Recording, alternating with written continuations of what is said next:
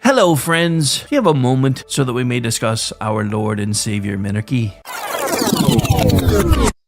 No, seriously, I'm just kidding. Hi, my name's Rick Robinson. I am the general manager of KLRNradio.com. We are probably the largest independent podcast network that you've never heard of. We have a little bit of everything, and by that, what I mean to tell you is we have news, pop culture, special events, conspiratainment, true crime, mental health shows, drama productions, and pretty much everything in between.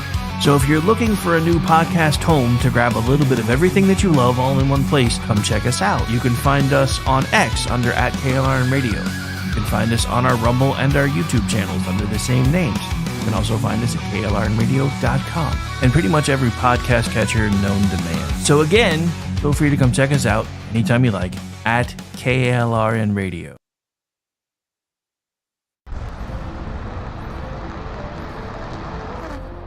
Are you ready to reach for the stars? Tune in to The Lost Wanderer, the #1 monthly podcast on good pods in astronomy. Join our host, Jeff, as he takes you on an interstellar adventure to explore the mysteries of space and the wonders of science. From rocket launches and distant galaxies to the latest discoveries in astronomy, each episode is a thrilling ride through the cosmos. Don't just gaze at the stars, come explore the universe with us. Follow The Lost Wanderer wherever you get your podcasts, and let's discover the stars together.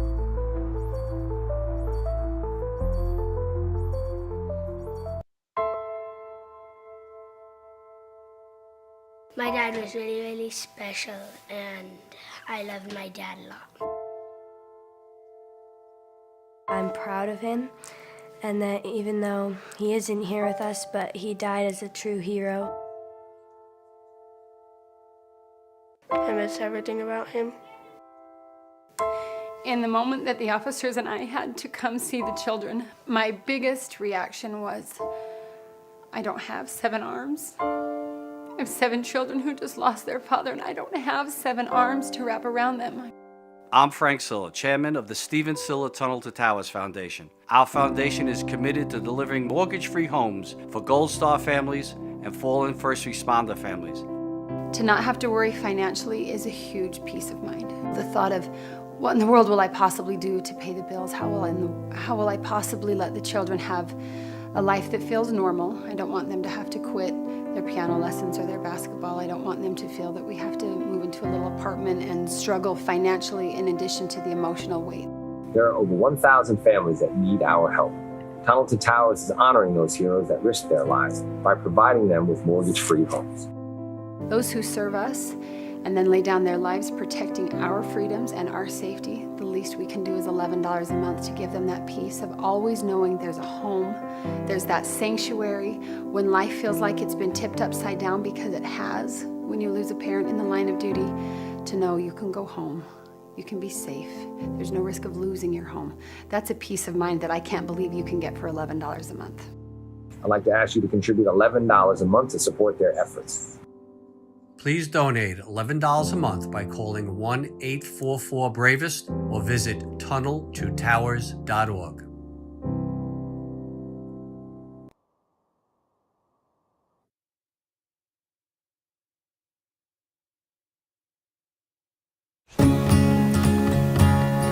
Independence.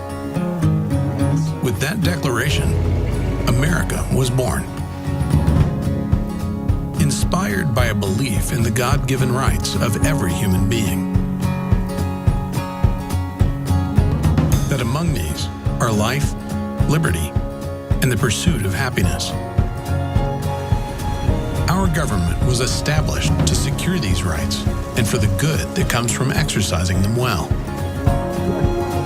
This is why the founders of our great nation chose independence. As do we. Hillsdale College accepts no government funding. because independence makes possible the good to which we aspire. Hillsdale College, pursuing truth and defending liberty since 1844.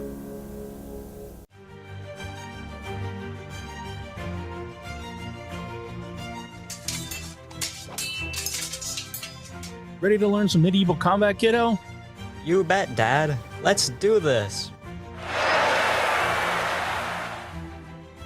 You know, spending quality time with your kids is important, but finding a fun and safe way to do it can really be a challenge. That's where halberds come in.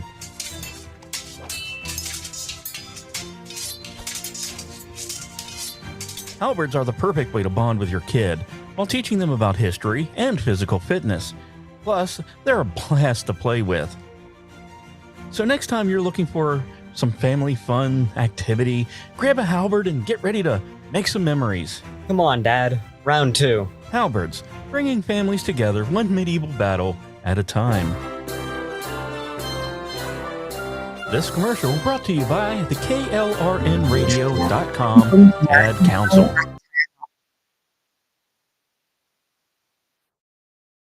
The decision to hire an attorney after you've been injured is important. The decision on who to hire is even more important. At McIntyre Law, we will settle a case if the offer to our client is fair.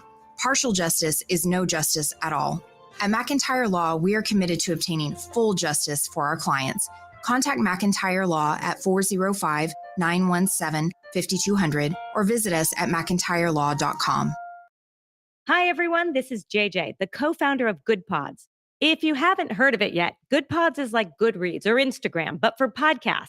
It's new, it's social, it's different, and it's growing really fast. There are more than 2 million podcasts, and we know that it is impossible to figure out what to listen to. On Good Pods, you follow your friends and podcasters to see what they like. That is the #1 way to discover new shows and episodes. You can find Good Pods on the web or download the app. Happy listening. KLRN Radio has advertising rates available. We have rates to fit almost any budget. Contact us at advertising@klrnradio.com.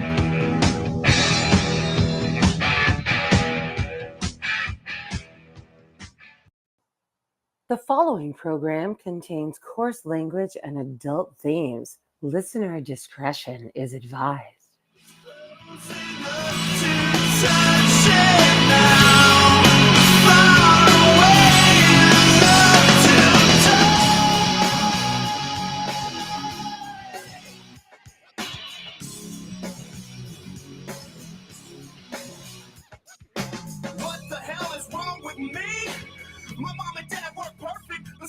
And welcome into the Tuesday edition of the Rick Robinson Show. Normally this would be when I was saying it was my Monday and not yours, but I worked last night, and now Monday's kind of become a work day again. So it's my first day doing this one, but not my first show of the week. Actually, this is my third show of the week because I'm a workaholic. Hi, my name's Rick. My last meeting was forever ago. Welcome into the Tuesday edition of the Rick Robinson Show. So before I get things kicked off, there's something that I want to spend a few minutes discussing. It kind of plays into my opening topic for the show. So we're going to join this in progress. Give me just a moment while I get it changed over here. Well, I guess it's done now. Never mind. It was running until I hit the button. All right. So anyway, there was a hearing going on today regarding Trump's tariff policies, trade policies, etc. And I've been watching a few minutes of it and was trying to maybe open with a little bit of it. But here's the thing, because I know a lot of folks that are freaking out. I know I should probably wait until more of you are in here, but we're going to go ahead and kick it off with this anyway. So if you're in here and you're seeing this and you're watching, make sure you are sharing the feed wherever you happen to be finding us from, whether it's on one of the 2 X feeds we broadcast on, YouTube, which nobody ever finds us there because YouTube hates us, Rumble, and or Facebook. And for everything that Zucker Nerd said about going to make things better on Facebook, I'm not seeing it yet. Kind of like everything that Musk said about going to make things better on Facebook or on X, formerly Twitter. You know, it's every time they tweak the algorithm, it's like I get above stranglehold for like a day or so, and then I piss off the algorithm gods, and I'm buried again. So yes, if you're seeing this at all, please make sure that you are liking, sharing, tell your friends. Even if you hate me, tell your friends. They can come try to rag me in the chat. But don't be surprised if my chat fans fight back too. Just saying. All right. Anyway, so we're here.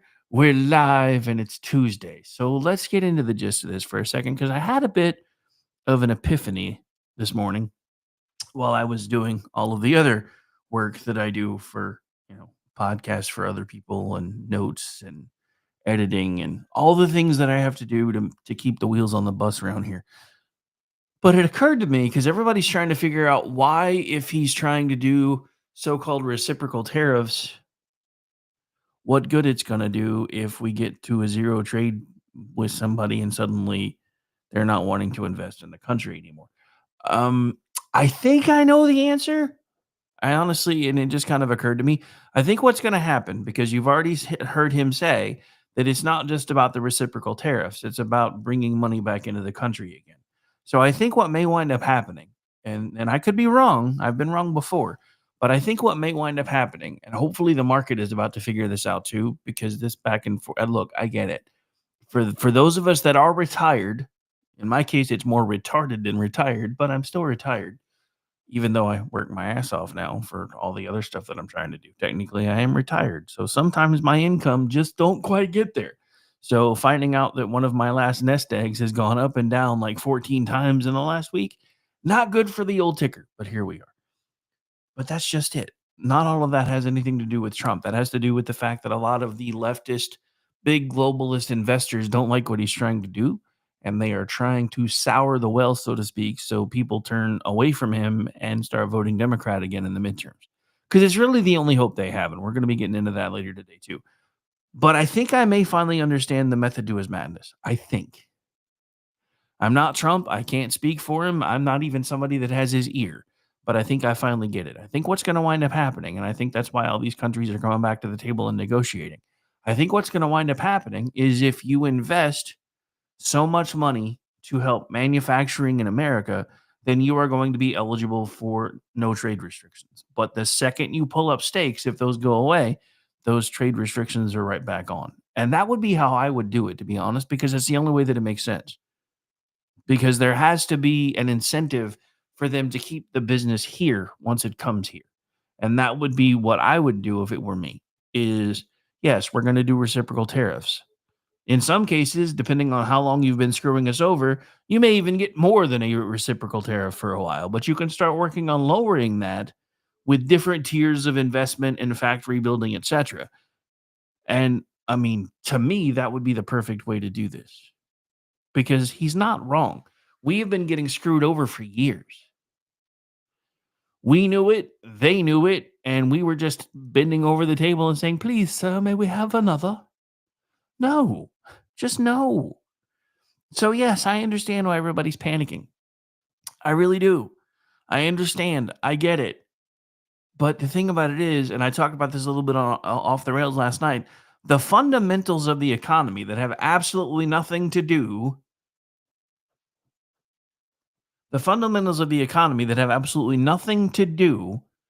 with the stock market are actually solid or starting to be.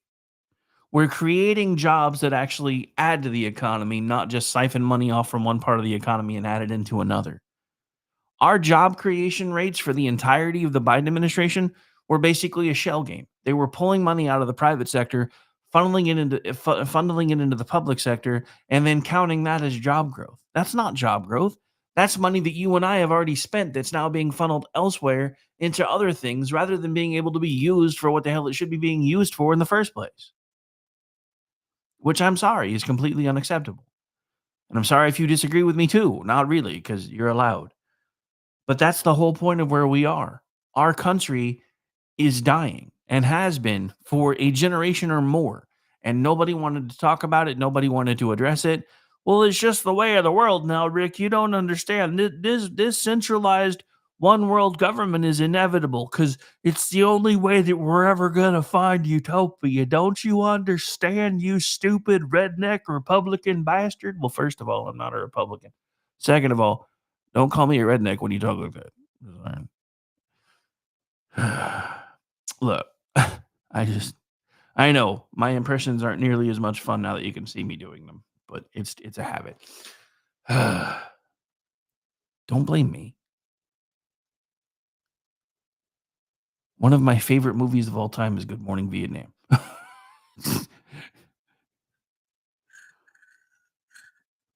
I'm not saying I'm as funny as Cronauer or even Williams really Williams' interpretation of Cronauer, but at least I'm not Lieutenant Stick in the Mud. Just saying. All right. But let's see what else we can get into real quick, because I'm sure there's going to be some stuff that kind of ties into this anyway.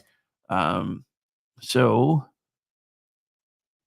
wait, what? Hang on. This just came across my feed and it hasn't been out that long. So actually, it just dropped like a minute ago. So apparently, there's some interesting details emerging of the Trump assassination plot. So Ryan Wesley Ruth, the man behind the second assassination attempt against President Donald Trump in September of 2024, tried to purchase an what? Whoa, hang on. Dude tried to purchase an RPG. For those of you who don't know what that is, that's a rocket-propelled grenade launcher from an asset he believed to be in Ukraine. A court filing has revealed. The filing on behalf of the United States government was entered at the U.S. District Court in the Southern District of Florida on Monday.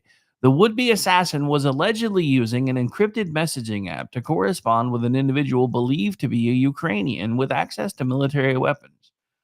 This took place a month before being spotted with a rifle at the Trump International Golf Course in West Palm Beach, Florida. Ruth and the individual spoke about the July assassination attempt on Trump in Butler, Pennsylvania, where the then presidential candidate was shot and wounded. Corey Compatore, a retired volunteer fire chief, was killed in the assassination attempt as he protected his wife and daughter, while 2 other men were severely injured. I wish, according to Ruth reportedly, the near murder of the Republican leader had actually worked. So the suspect also apparently discussed grandiose plans which appear to suggest he was seeking a weapon of war to shoot down Trump's campaign plane. Send me an RPG or a Stinger and I will see what we can do, Ruth allegedly told the Associate. Trump is not good for Ukraine. I'm telling you, these people were CIA assets. Allegedly. Because I'm only alleging it. I don't have any proof. So let me fix it before I get black suits knocking on my door. But the more we find out about this one, and the less we find out about the original one, the more I'm completely convinced that these people were actually doing stuff at the bidding of the alphabet soup agencies within our own country. So this is a tweet from Susan Crabtree. Disturbing details of Ryan Ruth's alleged plot to kill Trump. Ryan Ruth, who allegedly tried to kill Donald Trump on his golf course in West Palm Beach, attempted to buy a rocket-propelled grenade launcher from someone he believed to be Ukrainian with access to military weapons.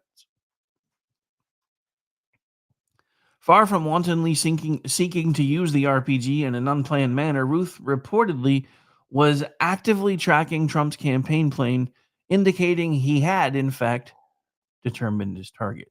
He sent an image of the aircraft and added the message, Trump's plane, he gets on and off daily. The supposed Ukrainian asset, and Ruth also discussed details of the potential RPG purchase, including price, whether or not it could be shipped, and how they might get away with it based on the fact that weapons disappear regularly in the war-torn country.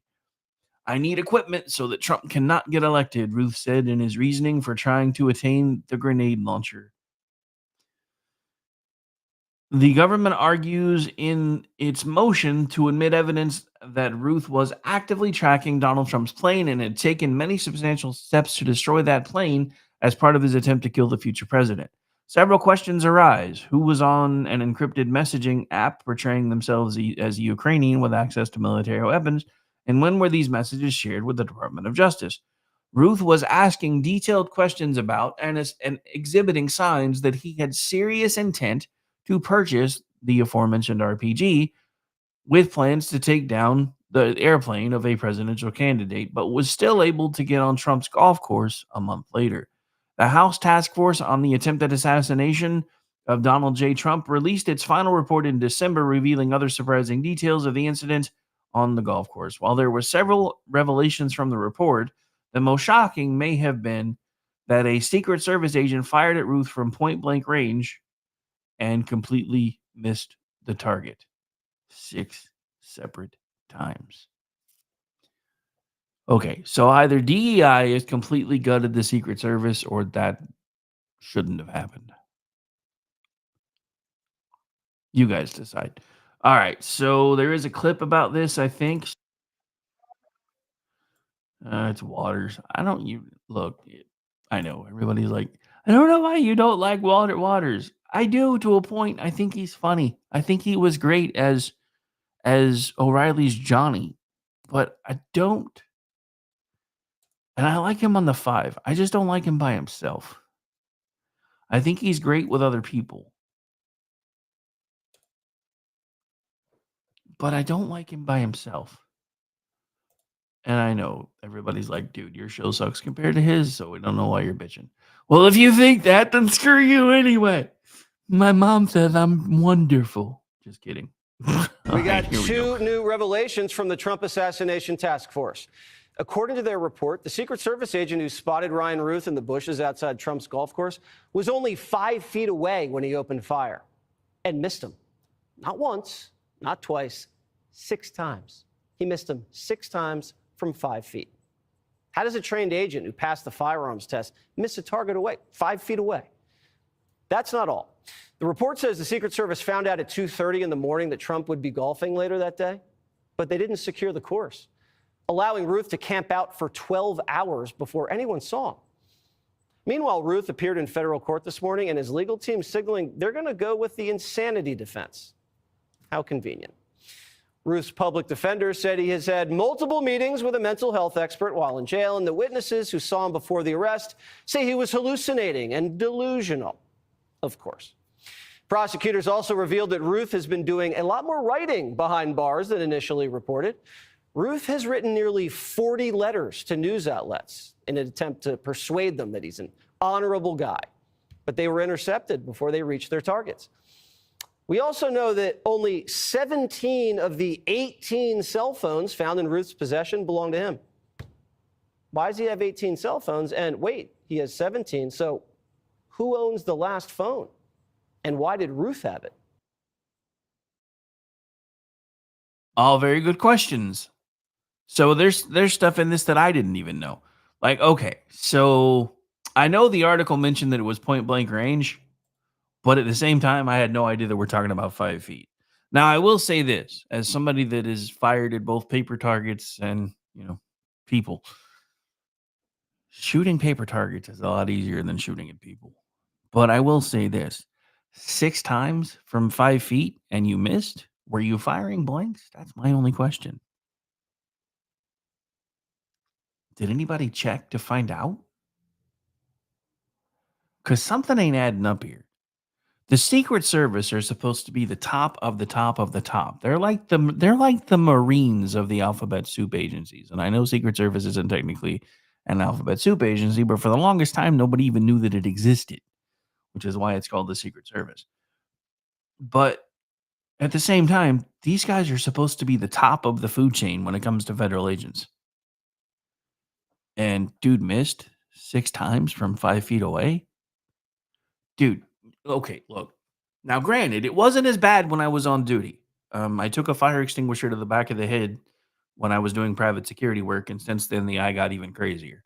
And yes, I know there's surgery to fix it. I've had surgery several times in my life. I've died every time I've gone under, and I don't want to do it anymore. But Rick, they can do those surgeries now without you even having to go under. When you have the kind of luck that I have, you don't want people cutting on you anymore. So I'm fine with everybody going, which eye am I supposed to look at? The one that's looking at you. And if you're not sure, just say hi anyway. But look, all of this is really simple. Even I can hit a target at least 5 times from 5 feet away if I'm shooting 6 times. And even my miss wouldn't necessarily be a miss. It just wouldn't be center mass. So explain that to me. Because I have not had near the training a Secret Service agent should have to go through. And yet I can hit targets. How? How did you miss 6 times from 5 feet away? And the only reason I bring this up and the way that I bring this up is there's either something very weird going on, or there's some supernatural shit happening around Trump. Because one, if not for him doing something he had never done before, he would have taken a bullet to the brain in Butler, Pennsylvania. Then you've got this guy who basically from 5 feet away was spared when what should be a crack shot misses 6 times. So either there's some shady shit going on with this entire thing with Mr. Ruth, or there's some supernatural stuff going on. And I don't know the answer. But it's just weird to me. All right, so let's see if we can put this topic to bed at least, and then move on to the next one. I didn't realize it was already almost break time. So the report praised the agent for firing and... Okay, sorry, I just had a Monty Python moment. The report praised the agent for firing in Ruth's general direction. First thing that popped into my head was, I fart in your general direction. The diligence of and successful scanning by the special agent concluded, redacted of former President Trump provided a critical line of defense to avert a disaster that day, the report stated. The special agent's quick response and apparently inability to hit a barn with a rocket launcher, and decision to discharge his firearm in the direction of the threat prevented a potentially lethal or otherwise dangerous scenario from occurring. All right, so I have a problem with the way this report is wording things, because it is implying that the Secret Service agent did not necessarily have anything other than a general bearing and started firing in that direction to try to startle whoever it was or to keep them from shooting. One, he's 5 feet away. Two, I'm sorry. Granted, I did my firearms training I actually had to do it twice. So first time was in the 90s. Second time was in the 2000s when I decided, because for the longest time, I did unarmed work as security dude and private investigator dude, and always had armed people that were available. But, after weaving when I should have bobbed and, all that fun stuff, I decided for the longest time I didn't really want to carry a weapon. Well, in 2004, that didn't really become an option anymore because everybody was moving to armed security except for like 2 places. So I went ahead and redid my firearms training. Interesting side note, first time I did my firearms training, I also had to get taser qualified because it was a new thing when I was going. Well, actually, I guess that was a few years. It was about a year or so later. But when I did my firearms training the second time, you didn't have to take the hit to get taser qualified. I was like, okay, so I had to get sprayed in the face, not once, but twice, because I had to recertify with that too. And I had to take the hit with the taser the first time. Did not have to take the hit with the taser the second time.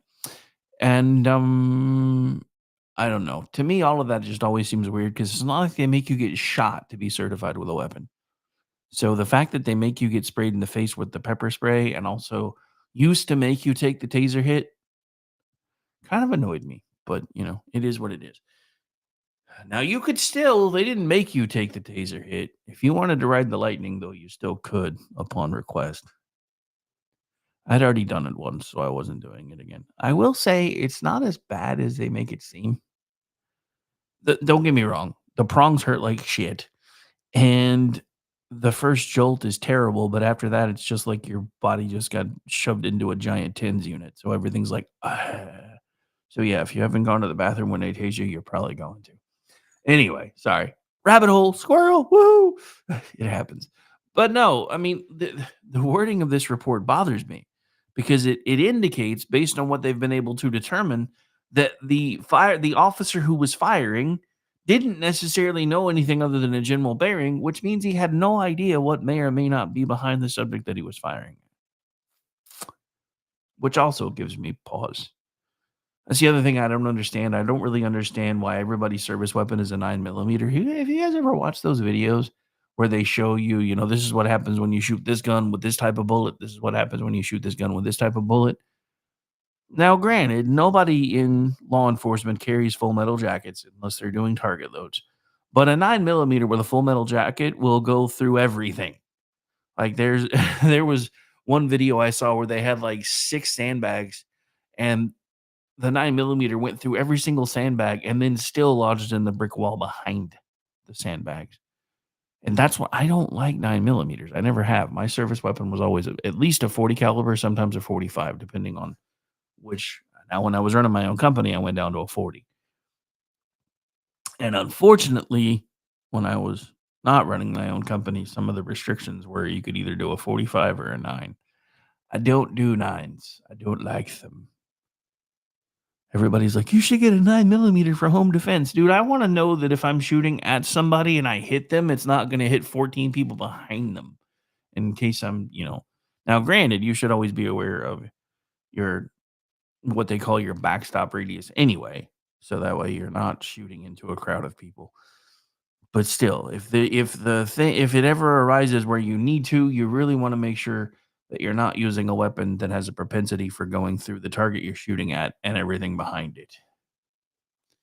And I know you can do hollow points or wad cutters and it gets rid of that, but a lot of folks aren't allowed to carry those. Anyway, sorry. Got off on a tangent again. But like I said, that part of the report bothers me because it indicates that the agent, who's supposed to be very well trained, had no real idea of what he was shooting at. So the suspect is facing charges of attempted assassination and assaulting a federal officer, in addition to firearms charges. He has pled, of course, not guilty.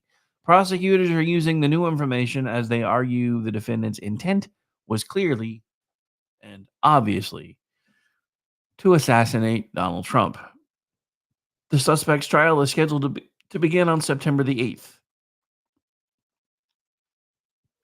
He could be sentenced to life in prison if convicted.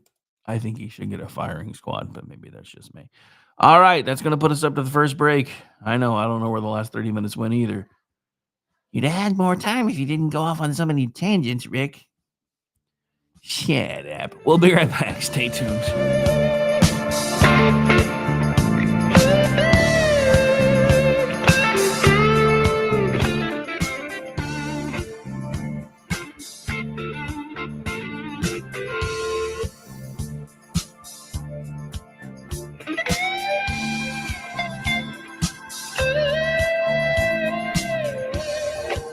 You are listening to KLRN Radio, where liberty and reason still reign.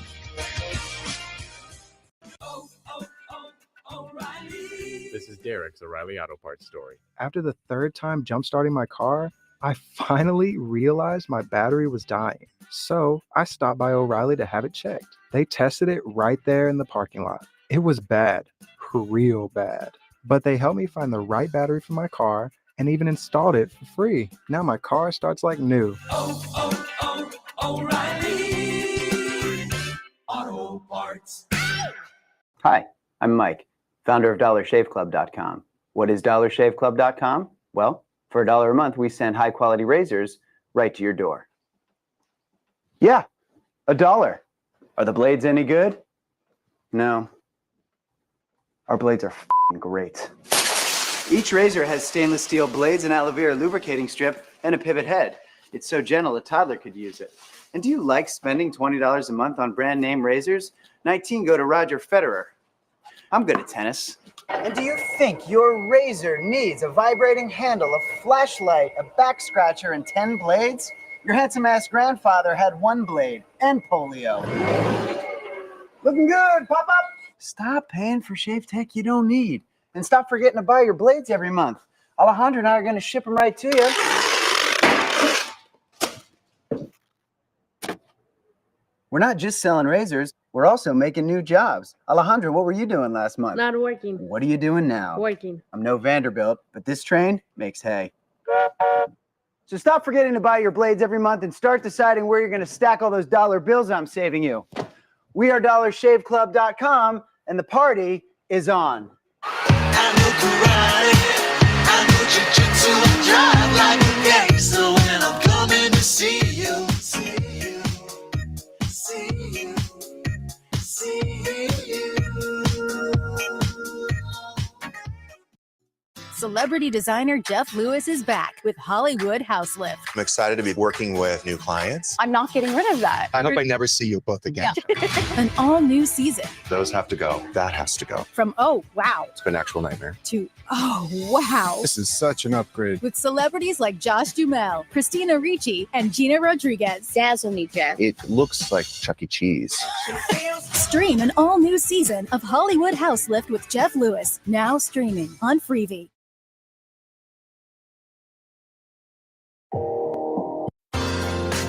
I'm Jordan Klinger, an attorney at McIntyre Law. The decision to hire an attorney after you've been injured is important. The decision on who to hire is even more important. At McIntyre Law, we will settle a case if the offer to our client is fair. Partial justice is no justice at all. At McIntyre Law, we are committed to obtaining full justice for our clients. Contact McIntyre Law at 405-917-5200 or visit us at mcintyrelaw.com. Hi, everyone. This is JJ, the co-founder of Good Pods. If you haven't heard of it yet, Good Pods is like Goodreads or Instagram, but for podcasts. It's new, it's social, it's different, and it's growing really fast. There are more than 2 million podcasts, and we know that it is impossible to figure out what to listen to. On Good Pods, you follow your friends and podcasters to see what they like. That is the number one way to episodes. You can find Good Pods on the web or download the app. Happy listening. KLRN Radio has advertising rates available. We have rates to fit almost any budget. Contact us at advertising@klrnradio.com.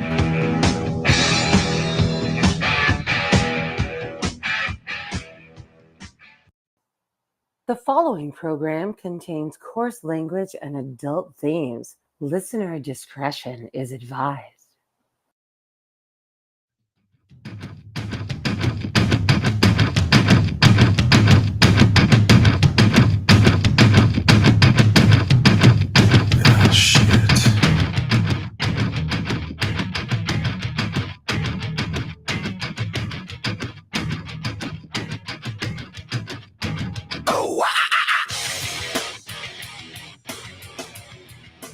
And welcome back into the Tuesday edition of the Rick Robinson Show. We've got one more segment of Hour 1, then Hour 2 and 3 still to come. Hope everybody's having a great Tuesday. You survived Monday, you sick freaks. Congratulations.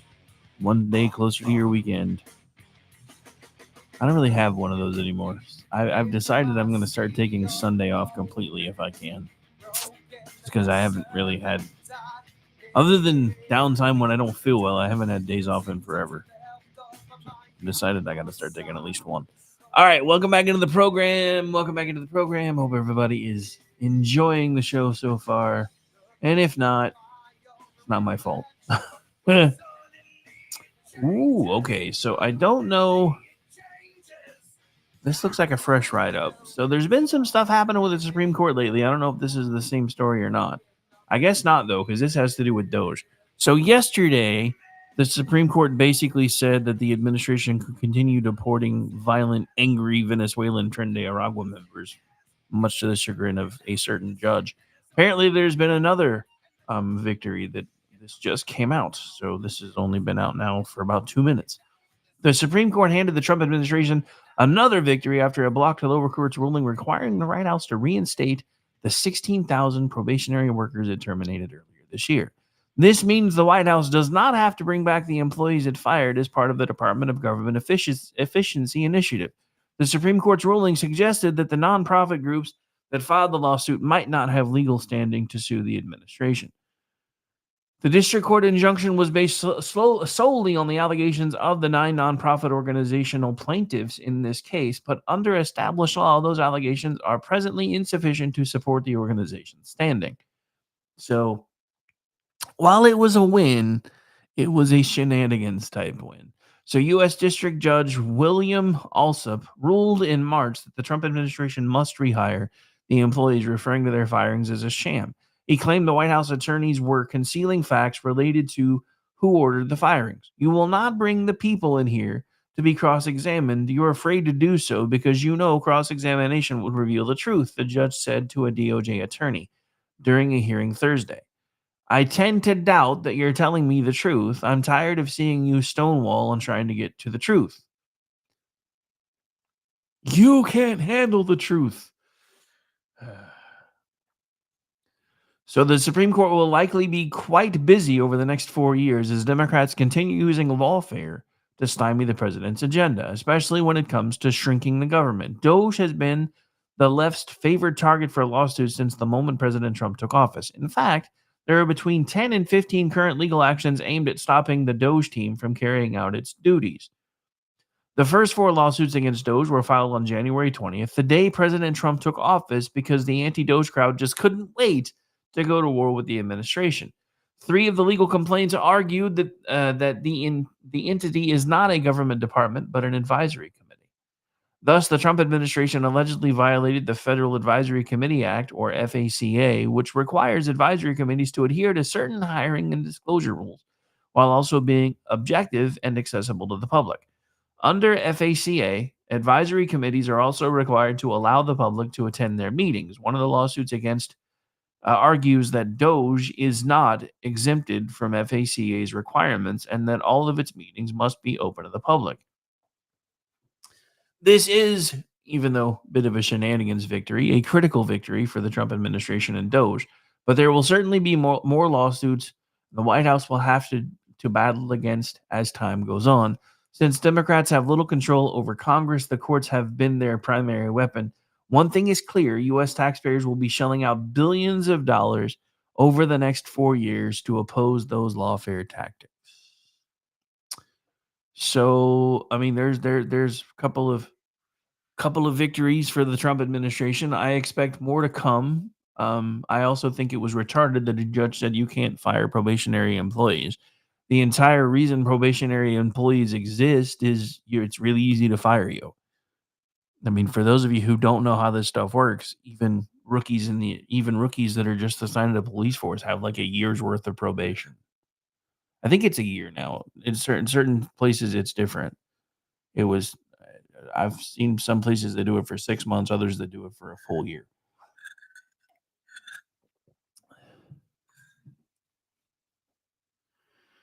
All right.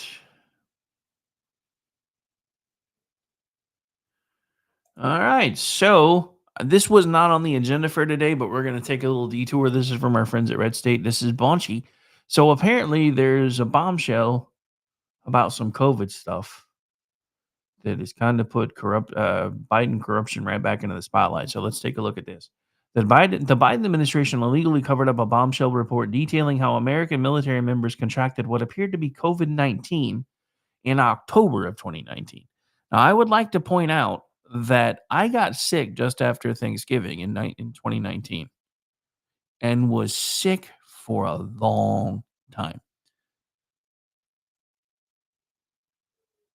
Went to the doctor several times, took a lot of days off at work, got in trouble from my boss, went to the doctor. Doctor told me, we don't know. It's like you have a really bad case of the flu, and the vaccinations might have missed this year.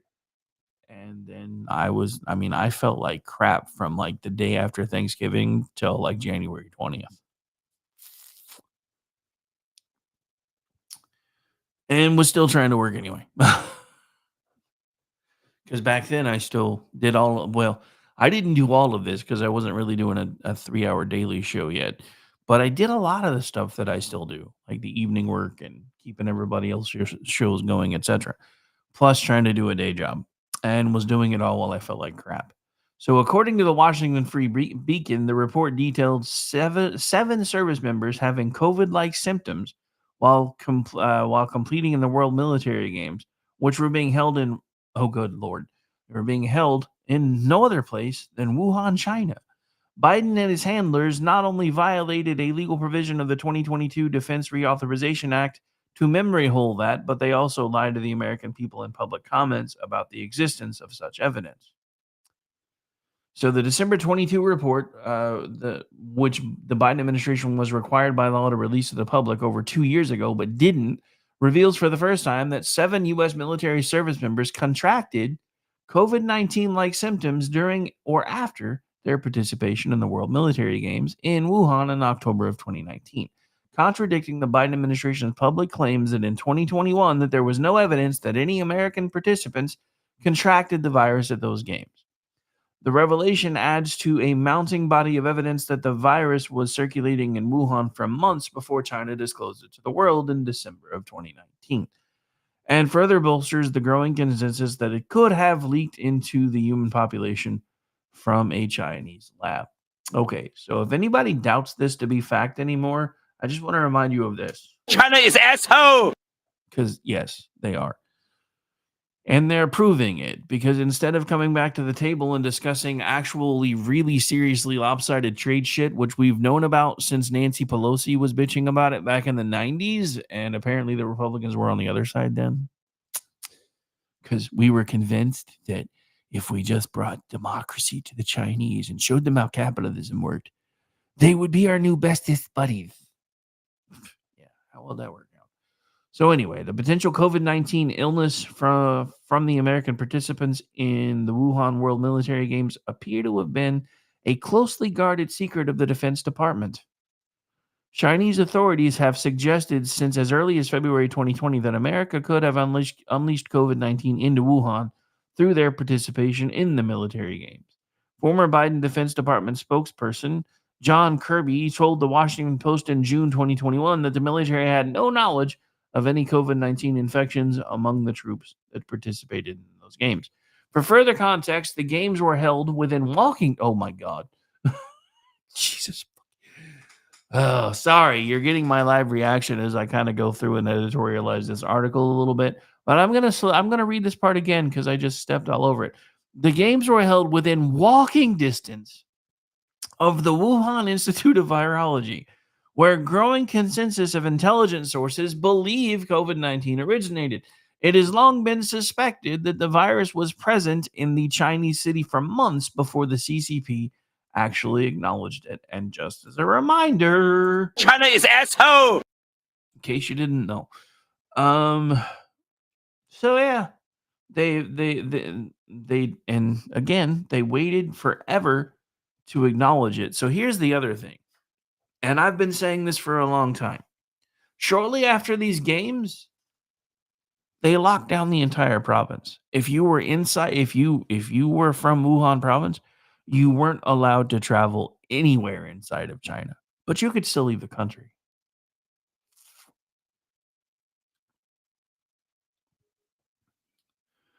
So the scariest part about all this, that's not even the bombshell. The big news here is Biden's corruption surrounding this report and what it tells about the family's entanglements. We've known for a long time through various sources that COVID-19 almost certainly existed in China by the fall of 2019. What we have not had is an official government declaration of that until now, due to the Trump administration. Is there any other explanation for Biden covering this up other than it being an attempt to protect China? Which brings us to the why in all of this. As Red State has previously and extensively reported, the Biden family was deeply in league with China, including doing business with CCP operatives all the way back in 2013. While visiting China on an official state visit, Joe Biden introduced Hunter Biden to Xi Jinping. Among the other people they met were Jonathan Li, Ming Zhu, and who became a business associate of the then president's son.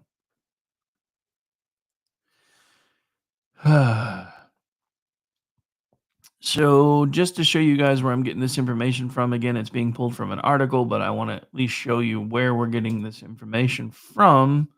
So hang on while I put these on the screen here. Here you see none other than Hunter Biden being introduced, thanks to Daddy Dearest, to Chinese people. So while they were in China, Joe Biden appeared to make time to meet with Hunter's business associates at BHR Partners, including its CEO, the aforementioned Jonathan Li. Joe Biden also appeared to meet with the director and managing partners of BHR Partners, Ming Zhu. In other words, there is every reason to be deeply suspicious about why Biden hid a report from the American people that would have severely been severely damaging to China. No one should be ignoring these connections and filing them under coincidences. The election may be in the rearview mirror and Biden may be out of the public eye, but he and his family should not and will not, if I have anything to say about it, be immune from the consequences of their corruption. Hopefully, the Trump DOJ is looking into all of this. Now, I'm going to back up for a second because it's not just about Biden. Remember who was supposedly in charge in 2019? And yet, somehow, the DOJ never let anybody know what was really going on. This proves everything that we've been trying to tell you now for weeks. And this proves why there's so much AstroTurf bullshit going on around the country that is trying to do everything they can to basically bring Trump's agenda to a screeching halt and just hold everything off until the angry American public votes Democrat again. Because there's people that have been pulling the strings behind the scenes in the administrative level for a very, very long time. And the fact that nobody wanted to talk about this, even back in 2019, proves everything we've been saying. The alphabet soup agencies and the administrative state in this country are completely out of control. And I know I say this a lot, but it's just one of those things. I got a couple of weekends ago, I actually had a full day off. And I started by watching Top Gun Maverick because I was like, I kind of really want to watch a Top Gun movie, but I don't really want to watch the old one. So I watched the first one. I watched the second one. And then the next movie that came up was Mission Impossible 1. So I just let it keep playing. And so I'm kind of working on, I know, it's supposed to be a day off, but I'm still pulling articles, working socials, all that stuff while it's kind of playing in the background. And I cue in on this one point, and it's when the big bad, the big bad is finally revealed. And then he actually winds up being Ethan Hunt's boss. And there's a line that has been stuck in my head ever since I watched that movie again. Because I feel like it's exactly what we have going on right now. And I'm wondering if that was snuck in there as a sense of irony, or if somebody was again trying to sound a warning bell even all the way back then. Because I'm a firm believer that the CIA has had a hand on almost every single presidency since Kennedy. Because all the presidents know what happened to Kennedy, even if we don't. Trust me, they know. And that's probably, you do this, you know what happened to that guy. You want to be that guy. And I think Donald Trump was the first one in a long time that said, fuck you, I'm going to do it anyway. And that's when he started, trying to be taken out.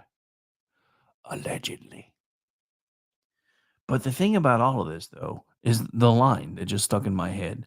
And remember, a lot of the MI folks, the Mission Impossible team, whatever the hell they call themselves, came from a lot of the other alphabet soup agencies like NSA, CIA, all of the above. And they just transferred into that specific specialized group eventually. So apparently that's where this guy came from. And he's just, waxing poetic and doing his little soliloquy moment, as the bad guys always do. This is why I'm doing these things, Mr. Hunt. And basically explaining that, and his exact words were, one morning you wake up as a member of the CIA and you realize that the president of the United States is actually running the country without your permission. That line, even though I've heard it a million times before, in that instant made the hair stand up on the back of my neck because it clicked that that's the exact moment we're living in right now. We have a revolt happening within the alphabet soup agencies and have had for every moment that Donald Trump was in office. So is it any surprise that another alphabet soup agency, the DOJ, would basically suppress something that could have vindicated Donald Trump the entire time about this whole, we know China started the virus. We know. I mean, he was telling everybody that for years. And YouTube, if you tag me on this, I swear to God, I will find a lawyer that works on commission and I will own you by the time we're done, because this is all undisputable now. And I don't give a shit what community rules you think I'm violating. Funny thing is, they don't give me strikes anymore. They just suppress the content because nobody finds us on YouTube anymore. But it is what it is. We still have Rumble. We still have Facebook, sort of. We still have the X's. So there's that. But yeah, just that one line, and seeing all this and finding out all these weird connections with like the teenage dude that had like 1 million encrypted accounts and all these things going on. Then you've got Mr. Ruth with 18 cell phones, 17 of which were his. Who the fuck needs 17 cell phones? I mean, I may have 2 or 3 different numbers for different things that I use, but I only have one cell phone. I just use apps to create other phone numbers and stuff that I use for certain things. But who the hell wants to pay for 17 cell phones? The other question is, and this was one that I didn't know either, who the hell owns the 18th phone? And why have they not figured that out? Hey, welcome in, Rooster. Just saw you popped into the chat a minute ago. Would have said hello sooner, but I was too busy focusing on stuffs. But welcome into the chat, and thank you for hanging out. I greatly appreciate that. But all of this is just nuts.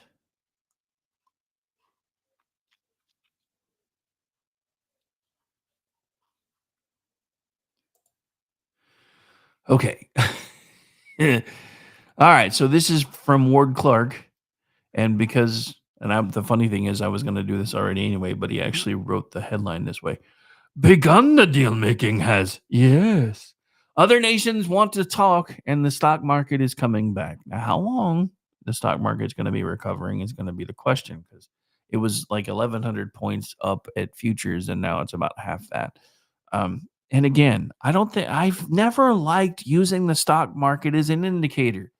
Now, I will use it to rub it in the Dems' faces because they're the ones that are always, look at what he's done to the stock market. And the funny thing is, if you look at last year in this same time versus now, we're still higher than we were a year ago. And at this point, once everybody does all of their disconnecting from all of the defense-based and everything else stuff that really isn't going to be making them as much money anymore and starts plugging everything back into the stuff that will, then the market's going to rebound anyway. But the simple fact of the matter is unemployment's lower than everybody thought it was going to be. The jobs report was outstanding. Now, again, if it gets revised downward, then I'll be the first one bitching because I hate when administrations do that. But I think everybody's making a big deal about these tariffs, and I don't think it's going to be nearly the huge deal that everybody thinks it is. Because, like I said, a lot of the bigger companies are already going to places like China and saying, yeah, no, we're not passing those things on to our consumers. You're going to have to figure it out. So this morning, there are some encouraging signs on the tariff trade deal front. The stock markets are showing signs of recovery. As of this writing, the Dow is up almost 600 points, 1.5%. The NASDAQ is up 387 points, otherwise known as 2%. And the Nikkei is roaring back, being up almost 2,000 points, otherwise known as 6%. Those are good signs. It's early yet, but the trend is in the right direction so far. Better, more nations are calling up the White House looking to make a deal. And of course, making deals is what President Trump does best.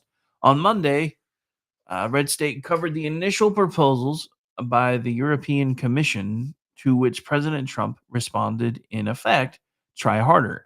Israeli Prime Minister Benjamin Netanyahu also visited the Oval Office and promised to drop all of Israel's trade barriers, but President Trump, notably, has not yet committed dropping tariffs on Israel.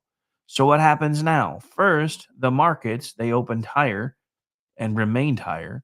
Stocks climbed on Tuesday on optimism of progress on tariff deals with U.S. trading partners. The Dow Jones Industrial Average was up more than 800 points, easing from the 1,400-point jump at the opening bell. The S&P 500 and NASDAQ composites were each up about 2%. There's still a long way to go to complete recovery, but we should also bear in mind that the losses are by and large unrealized losses. There is no actual loss until a stock or bond is sold. Patience would seem to be the order of the day, and there are also opportunities to be had. I know I went shopping on Monday, and with any luck, my modest investment account will see a boost if and when things come back up, and I'm betting they do.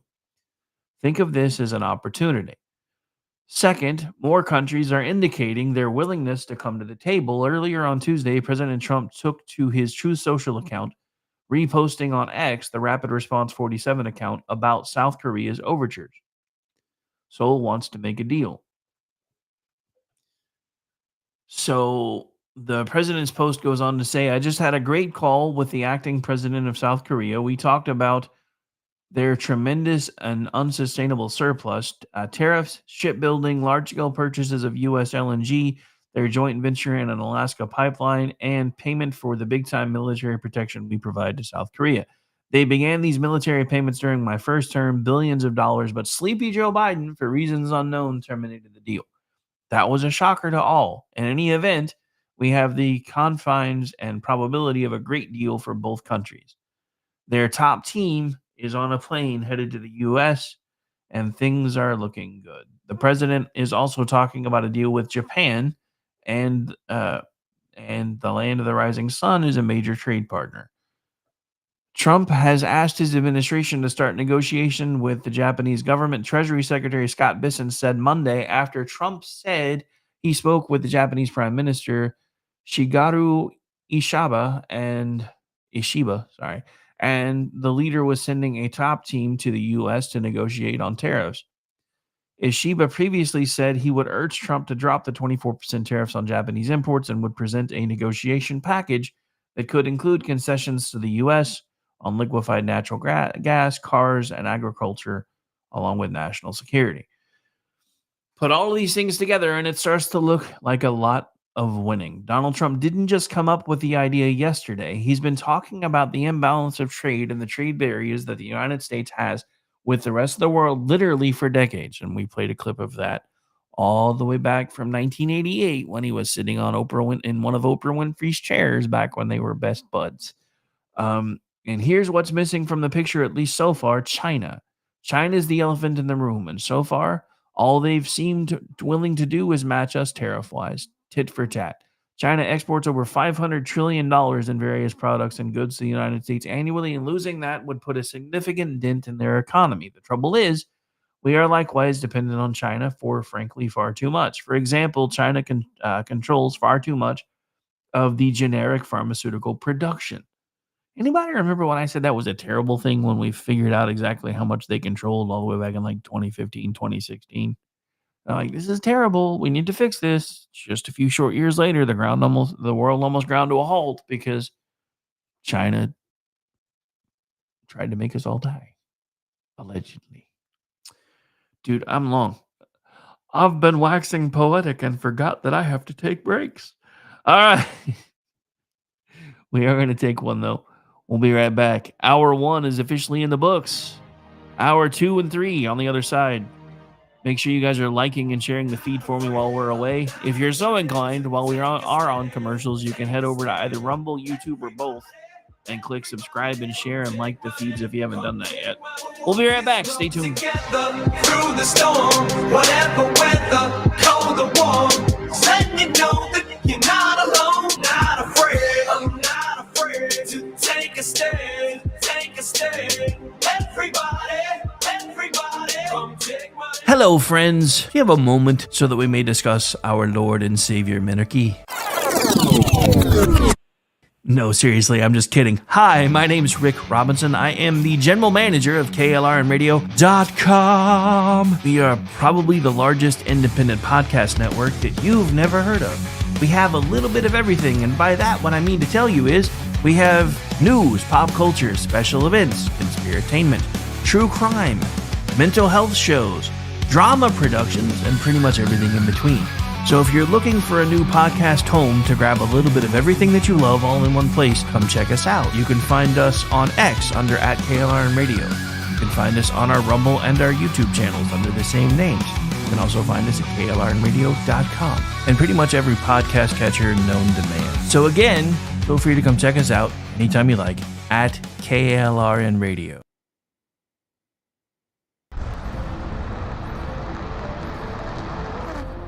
Are you ready to reach for the stars? Tune in to The Lost Wanderer, the #1 monthly podcast on good pods in astronomy. Join our host, Jeff, as he takes you on an interstellar adventure to explore the mysteries of space and the wonders of science. From rocket launches and distant galaxies to the latest discoveries in astronomy, each episode is a thrilling ride through the cosmos.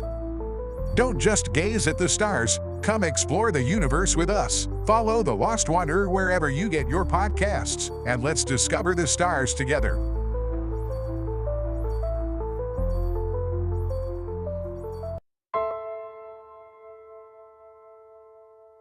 My dad was really, really special, and I loved my dad a lot. I'm proud of him, and that even though he isn't here with us, but he died as a true hero. I miss everything about him. In the moment that the officers and I had to come see the children, my biggest reaction was, I don't have 7 arms. I have 7 children who just lost their father, and I don't have 7 arms to wrap around them. I'm Frank Silla, chairman of the Stephen Silla Tunnel to Towers Foundation. Our foundation is committed to delivering mortgage-free homes for Gold Star families and fallen first responder families. To not have to worry financially is a huge peace of mind. The thought of, what in the world will I possibly do to pay the bills? How will I possibly let the children have a life that feels normal? I don't want them to have to quit their piano lessons or their basketball. I don't want them to feel that we have to move into a little apartment and struggle financially in addition to the emotional weight. There are over 1,000 families that need our help. Tunnel to Towers is honoring those heroes that risk their lives by providing them with mortgage-free homes. Those who serve us and then lay down their lives protecting our freedoms and our safety, the least we can do is $11 a month to give them that peace of always knowing there's a home, there's that sanctuary when life feels like it's been tipped upside down, because it has, when you lose a parent in the line of duty, to know you can go home, you can be safe, there's no risk of losing your home. That's a peace of mind that I can't believe you can get for $11 a month. I'd like to ask you to contribute $11 a month to support their efforts. Please donate $11 a month by calling 1-844-BRAVEST or visit tunneltotowers.org.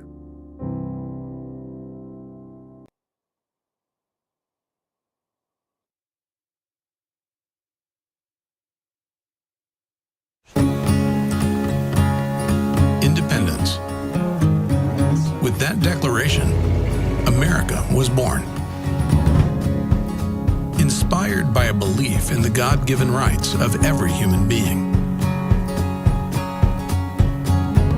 That among these are life, liberty, and the pursuit of happiness. Our government was established to secure these rights and for the good that comes from exercising them well. This is why the founders of our great nation chose independence. As do we. Hillsdale College accepts no government funding because independence makes possible the good to which we aspire. Hillsdale College, pursuing truth and defending liberty since 1844.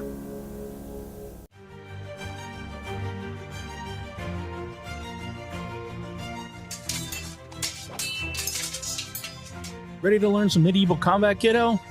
You bet, Dad. Let's do this.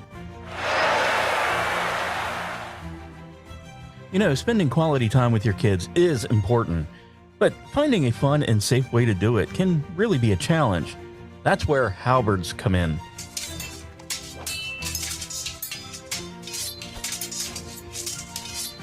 Halberds are the perfect way to bond with your kid while teaching them about history and physical fitness. Plus, they're a blast to play with.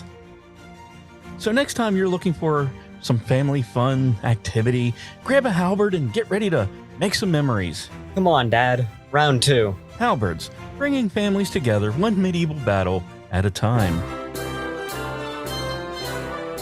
This commercial brought to you by the KLRNradio.com Ad Council.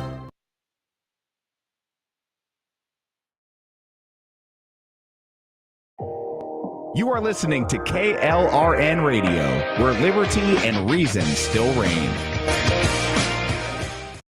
Hi, everyone. This is JJ, the co-founder of Good Pods. If you haven't heard of it yet, Good Pods is like Goodreads or Instagram, but for podcasts. It's new, it's social, it's different, and it's growing really fast. There are more than 2 million podcasts, and we know that it is impossible to figure out what to listen to. On Good Pods, you follow your friends and podcasters to see what they like. That is the number one way to discover new shows and episodes. You can find Good Pods on the web or download the app. Happy listening. KLRN Radio has advertising rates available. We have rates to fit almost any budget. Contact us at advertising@klrnradio.com.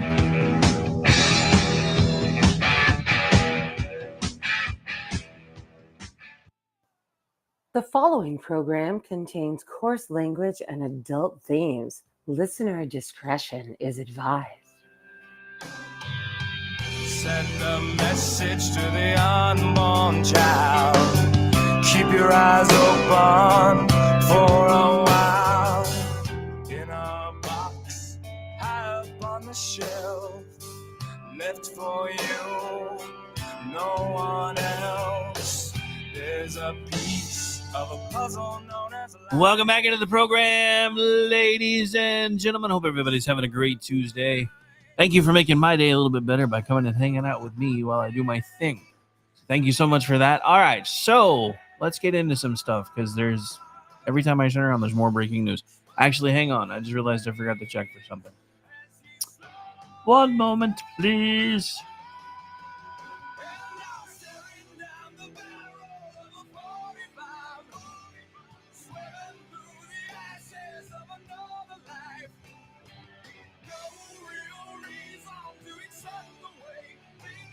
All right, so never mind. Change of plans. Her hotness is in session. So we're going to go over to that. So one moment, please, while I make this happen.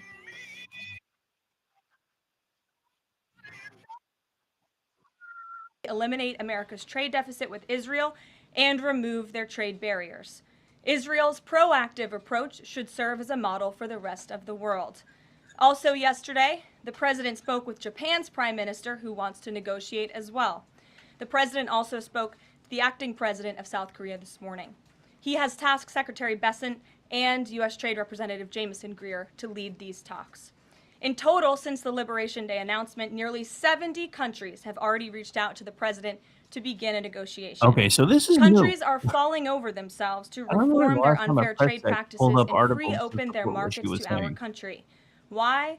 Because these countries greatly respect President Trump in the sheer power of the American market. These countries realize they've gotten filthy rich over the past few decades by imposing substantial tariffs on American-made products and ridiculous non-monetary barriers to block out American industry. The jig is up. Past American presidents sat by and let this happen, but President Trump stood up for our country, and he is saying no more. The president's message has been simple and consistent from the beginning. To countries around the world, bring us your best offers, and he will listen. Deals will only be made if they benefit American workers and address our nation's crippling trade deficits. America does not need other countries as much as other countries need us, and President Trump knows this. He's going to use the leverage of our markets and our country to the advantage of the people he was sworn in to represent. On the other hand, countries like China, who have chosen to retaliate and try to double down on their mistreatment of American workers, are making a mistake. President Trump has a spine of steel, and he will not break, and America will not break under his leadership. He is guided by a firm belief that America must be able to produce essential goods for our own people and export them to the rest of the world. A strong America cannot be solely dependent on foreign countries for our food, medicines, and critical minerals. And America must always maintain a robust defense supply chain. Reprioritizing and strengthening our manufacturing industry are essential national and economic security issues of the utmost importance to President Trump. By focusing on supercharging the onshoring of American manufacturing, the president is already delivering on his promise to usher in an economic golden age for our country. Just look at Friday's jobs report, which smashed expectations for the second straight month. The American economy added 228,000 jobs, nearly 100,000 more jobs than economists predicted, and the fourth highest month for private payroll growth in the past 2 years. There was also a sharp increase in transportation, construction, and warehousing employment. And in just 11 weeks, President Trump has secured more than $1.5 trillion in private sector investment. This is $500 billion more than Joe Biden secured in his entire term. This record-breaking private sector investment will create roughly 350,000 American jobs and counting. If you add up all of the investment pledges from foreign governments, President Trump has secured an incredible $5 trillion in total investments already. In the months ahead, President Trump's pro-growth economic agenda will be fully realized. The largest deregulatory effort in American history is underway. Unnecessary, burdensome, costly red tape is being eliminated by this entire federal government every day, driving down costs and massively boosting small businesses. So far, President Trump's deregulation effort has already saved Americans more than $180 billion, equivalent to $2,100 per family of 4. The president's drill baby drill energy agenda, which he will discuss later this evening in the East Room, is capitalizing on the abundance of natural resources under our feet to generate more affordable electricity, cheap gas, and quality new jobs. All of this will combine to end the Biden-imposed cost of living crisis that's absolutely crushed American families. Under President Trump, the American energy industry will lead the globe over the next century, delivering lower prices and significantly strengthening our country's economic position. At the president's direction, Republicans in Congress are working quickly to pass one big, beautiful bill, which will also include the largest tax cut in American history. As President Trump has said, the House must pass this budget resolution quickly. Here in our new media seat today, we have Jasmine Wright, the White House reporter for Notice. Notice is a nonprofit and nonpartisan news site which launched in early 2024. They've gained millions of readers across the country since. Newsroom's goal is both to inform readers and train the next generation of politics and policy journalists.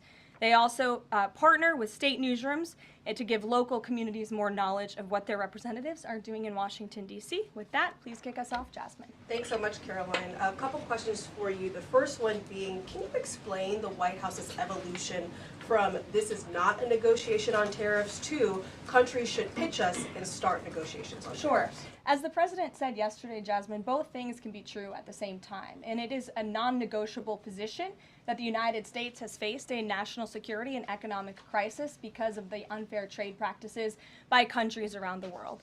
As for the president, I have maintained this position. The entire administration has always said that President Trump is willing to pick up the phone and talk.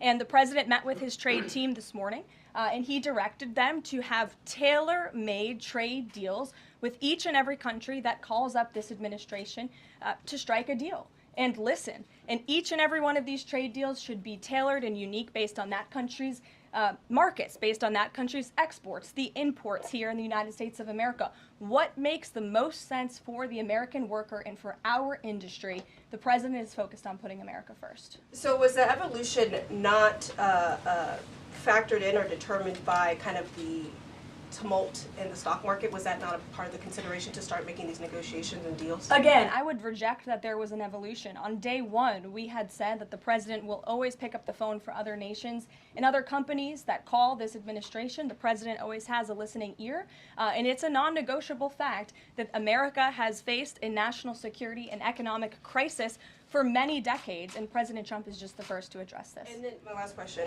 how will negotiations change how much revenue the White House is planning to make from the tariffs? Well, that has yet to be seen, but as the president said, the reciprocal tariffs, which will continue to go in effect as these deals are negotiated and ongoing, will generate trillions of dollars in revenue to the United States. And this is twofold. The president wants to onshore jobs here to the United States of America. He wants to boost our manufacturing industry. He also wants to tackle these crippling deficits with almost every single country around the world. Jackie. Thanks, Caroline. The Treasury Secretary, Scott Bessent, warned that some of these negotiations might take up to months, that we could be doing this through April, May, and into June. And then you had Kevin Hassett say it's going to take a lot for the president to put his signature on the line because he wants to make sure there's a good deal for America. Is the president operating on any sort of a timeline or deadline where he wants this completed by? Well, we always move at Trump speed here at the White House, which is incredibly fast. I know you all know that from covering this White House day to day. The president likes to get things done, but he's very much focused on ensuring that these deals are good for the American worker, they are good for American manufacturing, and again, that they tackle these crippling deficits with these countries. All options are on the table for each country, but again, these are going to be tailor-made deals. They are not going to be off-the-rack deals, as the president has called it, and he has directed his entire trade team to be part of this effort. So that includes Secretary Bessent and our National Economic Director, Kevin Hassett. It also includes Secretary Lutnick, Peter Navarro, the entire trade team, Jamieson Greer, who was on the Hill today.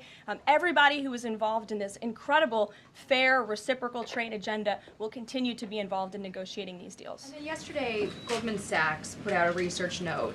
It put the odds of a recession at 45% within the next 12 months, up from 35%. But Peter Navarro guaranteed last night no recession.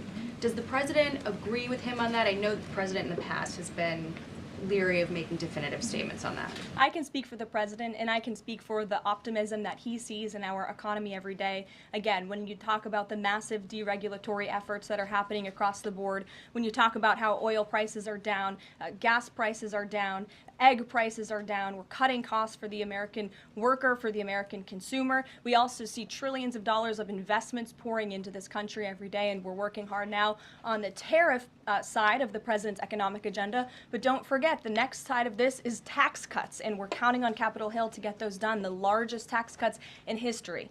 Does that mean that without those tax cuts coming through, that the likelihood of a recession is greater? No, that's not what I said. I'm just saying be mindful of the whole of government economic approach that this administration is taking every day. Sure. Go ahead. Thank you, Caroline. You just said that one of the reasons these tariffs are going into effect is that some countries have been ripping off the United States, but some of the tariffs target countries like Madagascar, Bangladesh, with very high levels of poverty. So can you explain how the president wants to correct the deficit with those countries? Is there a plan, for example, to onshore the textile industry that these countries are known because, and just like, can you be specific about those like low income? Sure.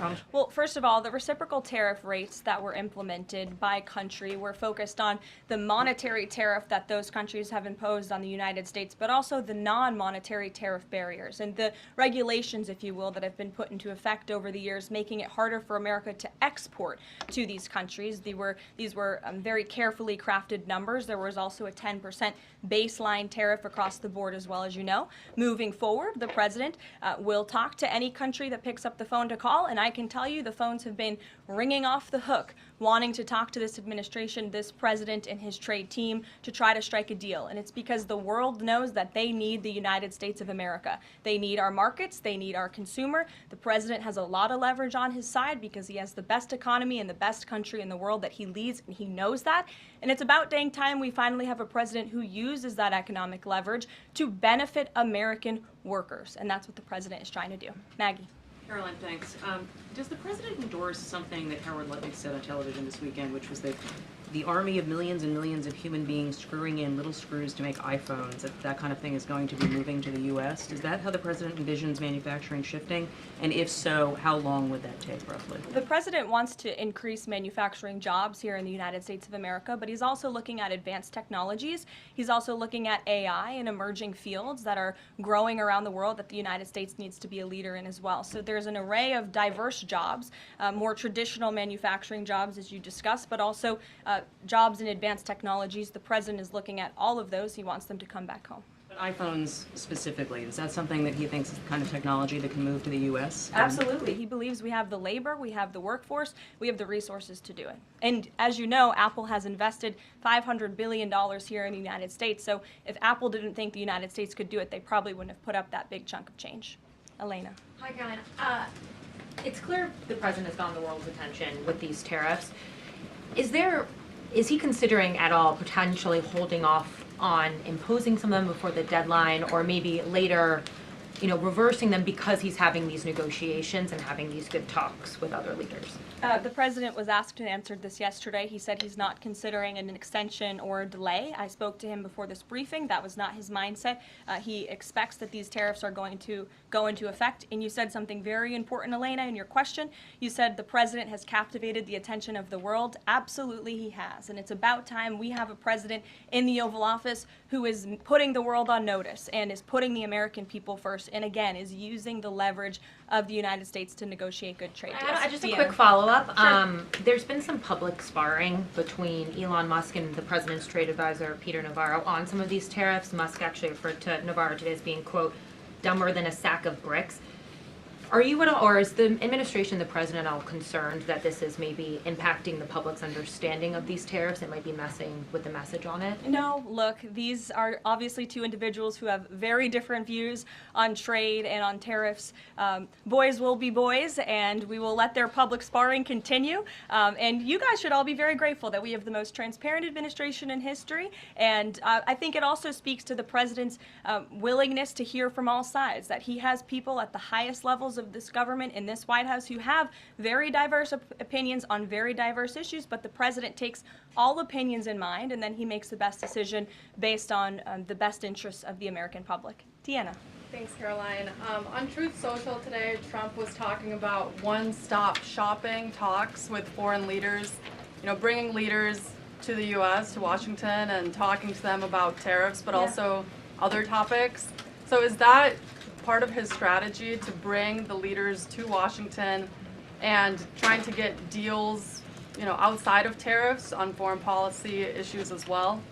I think the president, again, is going to have a custom, tailor-made approach to each and every country. And if that means discussions of foreign aid, of our military presence in these countries, how those troops are paid for, come to the table, that could be part of the negotiation in these economic negotiations. But it's the president's economic team who will be leading these. These are tariff and trade negotiations. And yes, they will be one-stop shopping for each and every country. They will be, as the president said again, tailor-made, not off the rack to each and every country based on America's needs. Can you Caroline, confirm? hi, how are you? Thank you so much, Carol from Lynn's LTV. So President Trump has designated Tren de Aragua as a foreign terrorist organization and deported its members while also moving to restrict Venezuela's oil exports.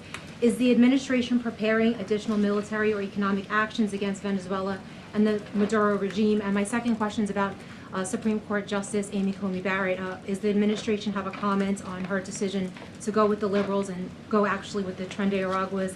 This is the same justice that actually sided against January 6th hostages last year. So is the administration have a comment? Are they disappointed in Supreme Court Justice Amy Coney Barrett? To your first question, I don't have any actions to read out in terms of Venezuela. The president has imposed secondary tariffs on the Maduro regime and on Venezuela in the form of oil, which is obviously going to have a crippling effect on the Maduro regime, and that's the intended effect of this administration. As for the justice you mentioned, as for the Supreme Court, we've made our feelings very clear. We believe this was a massive victory. Certainly, we wish this was a 9-0 decision because we firmly believe that the president was well within his constitutional authority, and the Supreme Court made that very clear last night, and they put Judge Boasberg in his place. We called on the Supreme Court to rein in these judges who are acting as judicial activists, not real arbiters of the truth and the law, and that's exactly what we saw the Supreme Court do yesterday. Christian. Thanks, Caroline. Now that the president's reciprocal tariffs are here, going into effect tomorrow, what's the status of the ERS? When will they actually start collecting revenue? And will that be nested under CBP or somewhere else entirely? It's something Secretary Lutnick has taken up, so I defer you to the Department of Commerce, but it's something that he and the president believe quite strongly in, and it's a promise that they intend to keep to the American people. Real quickly, can you explain why the president opted to send Secretary Hegseth to the dignified transfer last week instead of attending himself? Sure. The Secretary Hegseth was there to represent the administration. The president has expressed his condolences to these families, as have I from this podium. Shelby. Thank you.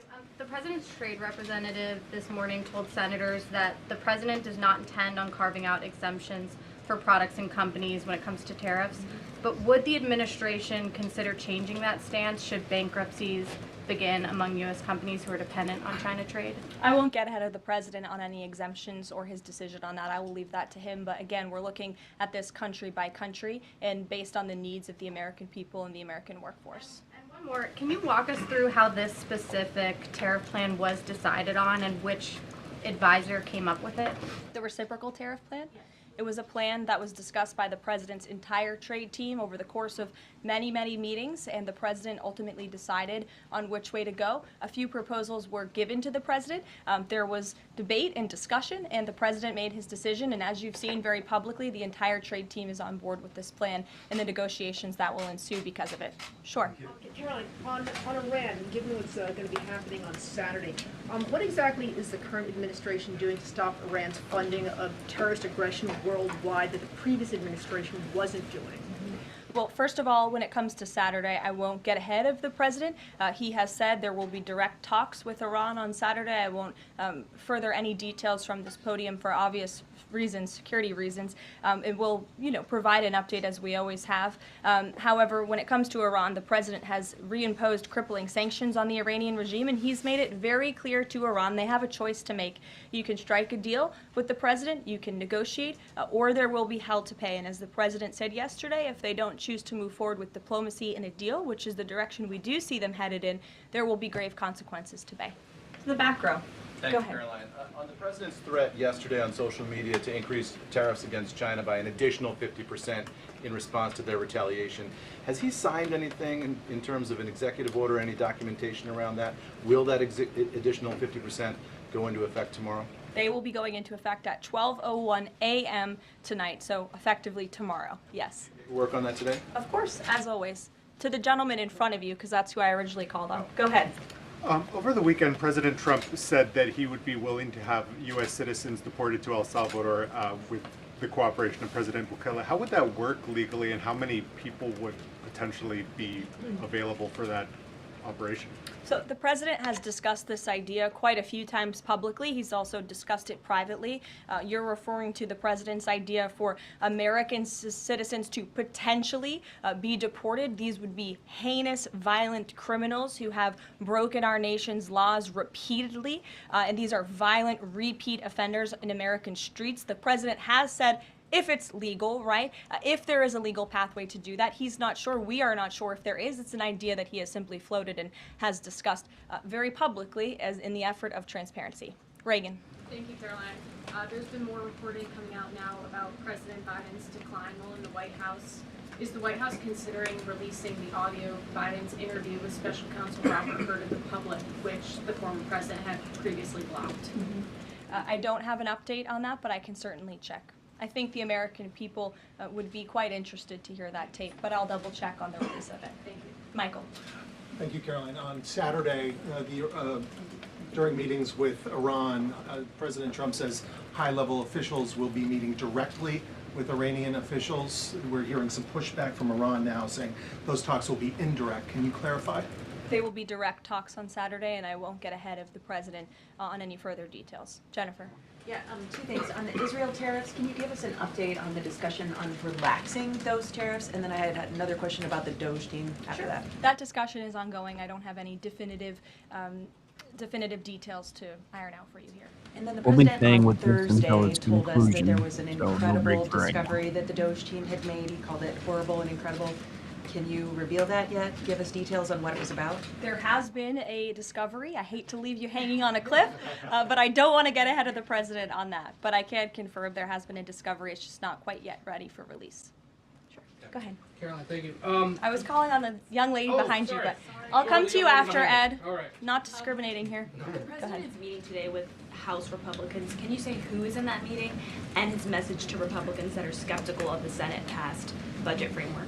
Sure. The president will be meeting with Republican lawmakers today here at the White House to talk to them about the framework that the Senate passed. The president was very quick to put out a statement about his support for the reconciliation package that the Senate passed, and he is counting on House Republicans to pass it.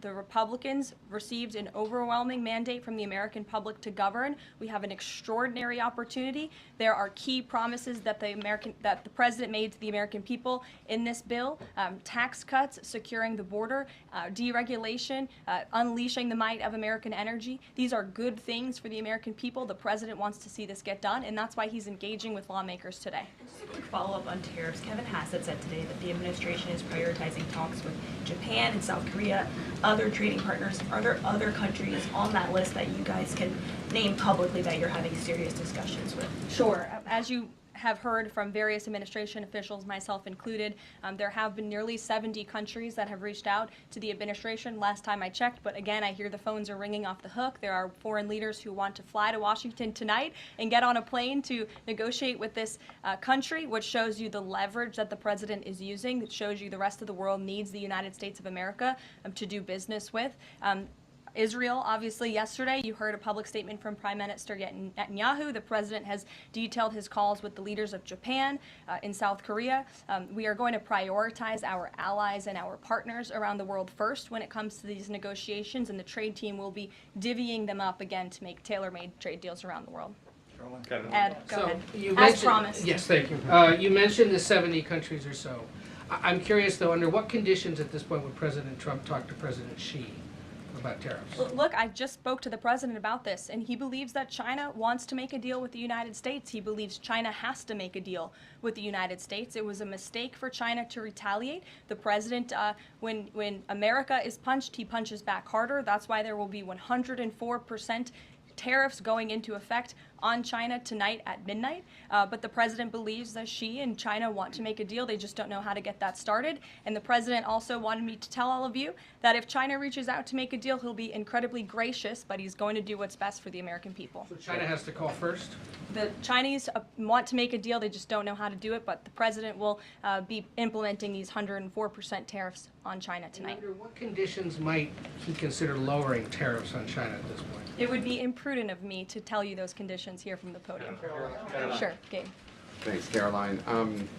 With regards to the Supreme Court ruling on the Alien Enemies Act, you're right, it was a win for the administration, but the justices also said that deportees are entitled to due process. Does the administration agree with that? That's not quite true, Gabe. They said that they are entitled to a habeas petition, and we are going to continue to comply with the law, and we are wholly confident that every single person that has been deported under the Alien Enemies Act, every person that will continue to be deported under the Alien Enemies Act qualifies for that deportation. NBC News is reporting that the administration is considering drone strikes on drug cartels in Mexico. We're citing several. Hey, we were talking about that in a Mexico's minute. president was asked about Thanks that. for jumping the and she shark, said that asshole. we reject any of those actions. Your response? I saw that reporting. I don't want to confirm it from this podium. I don't want to comment on it because I'm not sure, but I would defer you to the National Security Council.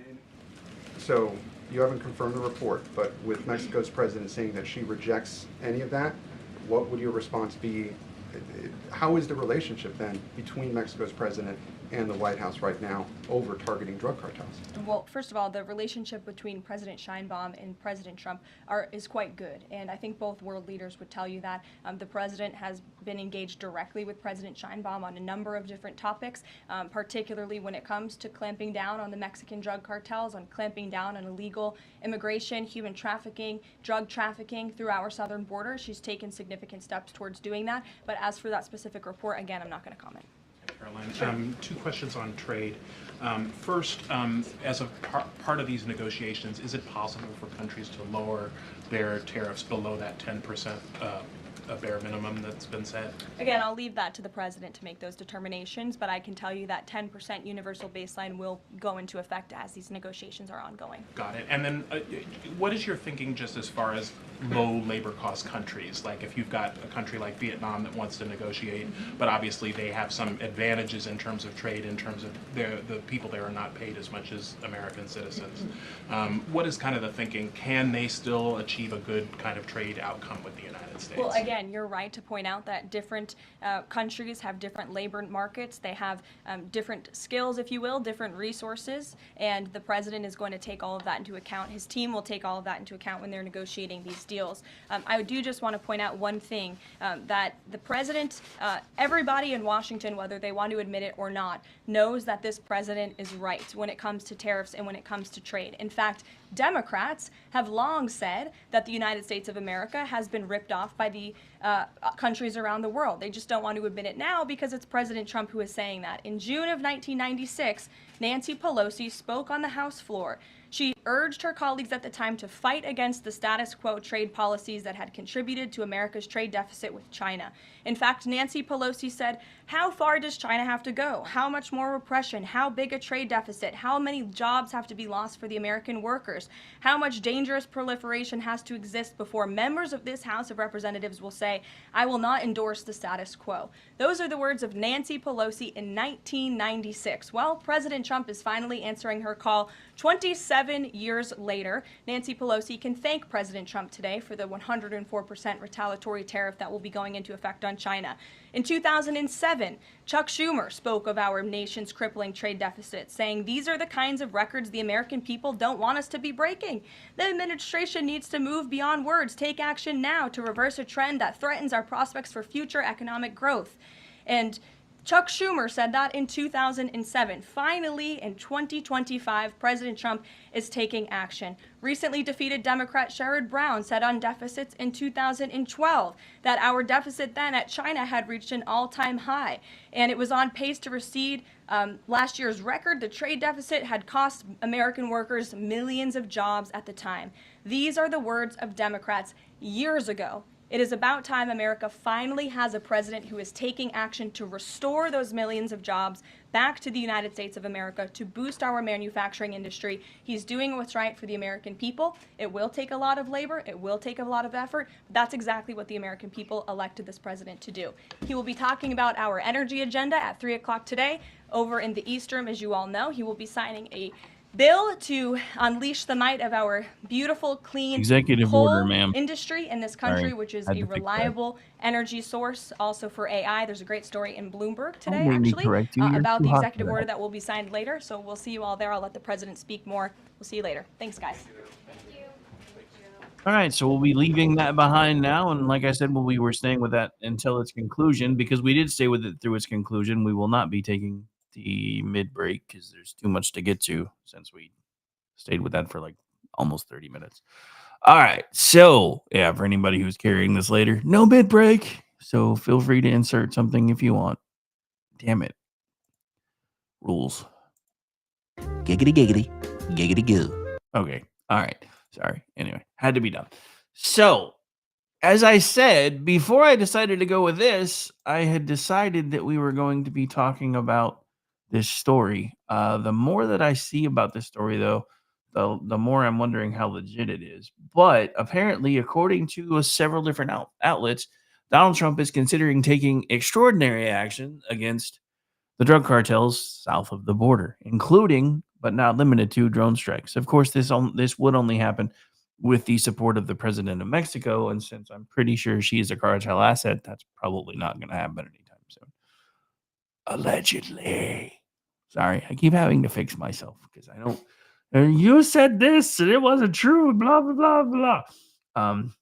But yeah. So anyway. All right, so just at a bit of fun, since we decided not to take the break, we're going to talk about a story that broke last night. I covered it on Rails already, but I have to ask this question because I get a little bit more of a longer format to talk about it on this one. So why is it that almost every bad sci-fi movie we've ever seen is playing out right in front of our eyes all simultaneously? The only thing we don't have yet is confirmed aliens. Everything else is basically playing out right as we have seen and has been foretold in the moving pictures of yesteryear. Because, I mean, at this point, we're now starting to wonder whether we are, in fact, living in some form of a matrix or a simulation because of some of the weird things that are going on. Speaking of which, one that we didn't bring up on the last Mandela Effect episode that probably should have been brought up again, at least I don't think we brought it up, was Richard Simmons and the headbands. Because I actually can visualize that man doing his routine with his little, his little muscle shirts and shorts. And back then it was like the Thomas Magnum 80 shorts with wristbands and a headband. But apparently, if you look him up online, you can't find any record of that man ever wearing a headband. However, if you look up Richard Simmons impersonators, every single one of those is wearing a headband. So when did that change? Again. But so, and this is part of what's leading me to believe that we're living in some sort of a collective consciousness kind of thing going on, because it's like everything that we're afraid of is happening all at once. So there have been movies made about this for forever, and when one of the most popular movie franchises regarding it took off, it was still science fiction. It's not anymore. So thanks to technology like CRISPR, which again, I was unaware had become such a mainstream thing until it showed up in an episode of Watson on CBS. I don't know if that's a CBS show or a Paramount Plus show. It confuses me because I don't really have live local channels anymore except through Paramount Plus. So I don't know whether it's coming through there. But anyway, I digress. But yeah, the CRISPR thing is kind of scary. So in that episode, in case you haven't seen it, I would encourage you to at least check it out. It's loosely supposed to be a continuation of the Elementary story from CBS, but considering there's been an entire race and gender swap on Watson, I'm not really buying it. But there was a race and gender swap on Watson in Elementary too, so I can kind of see why they're thinking they're going to get away with that. But that being said, the CRISPR technology is absolutely amazing now that we're starting to understand it, and could be an incredible thing. Because and this is something that I don't think gets talked about enough. There are actual things that happen to our psyche in certain situations that have been shown to increase our likelihood of cancers, etc. So I think there is a huge connection between what goes on within the brain and within the rest of the body. So the CRISPR stuff, being able to go in and make edits, which apparently is now at least being considered based on this episode that I saw as a cure to sickle cell disease, which when I was a kid was called sickle cell anemia, I think, and then they changed it, because they can actually go in and edit the gene that triggers it using CRISPR. So CRISPR strikes again. The same company that has decided they want to resurrect the woolly mammoth has recreated the dire wolf. So if you're a Game of Thrones fan, you know exactly what I'm talking about. It's a wolf that's big enough that you could actually ride it should you decide to do so. So they didn't actually resurrect the dire wolf, though. What they did was they used CRISPR to take certain traits and amplify them within the wolf phylum and wolf's genetic coding. And then they implanted them into surrogate moms that were dogs until they had a total of 3 puppies. Romulus, Remus, and Khaleesi. 2 boys and a girl.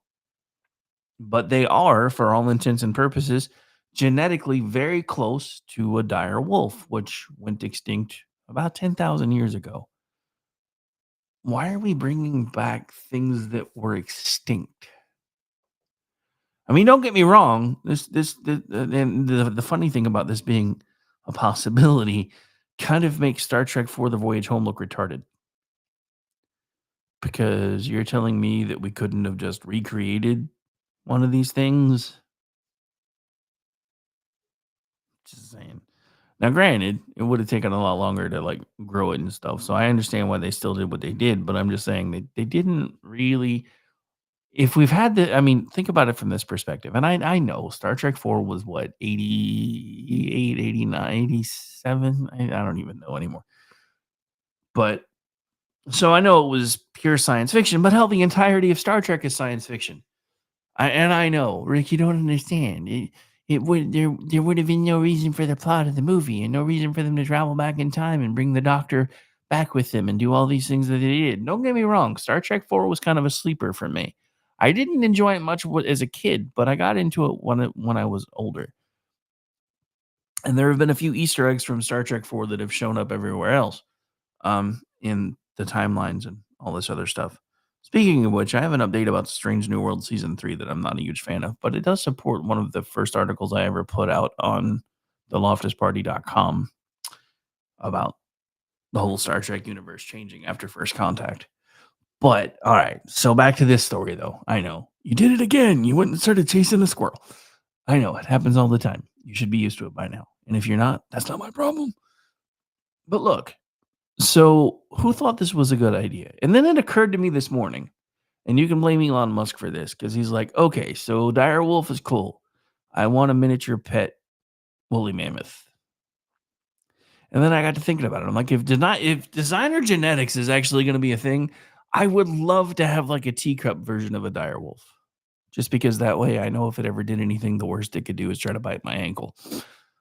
And eventually I could get it used to being carried around everywhere. I know I'm sounding like a chick right now, but when I saw ladies with like their emotional support chihuahuas in their bags, I was always like, it's kind of cool.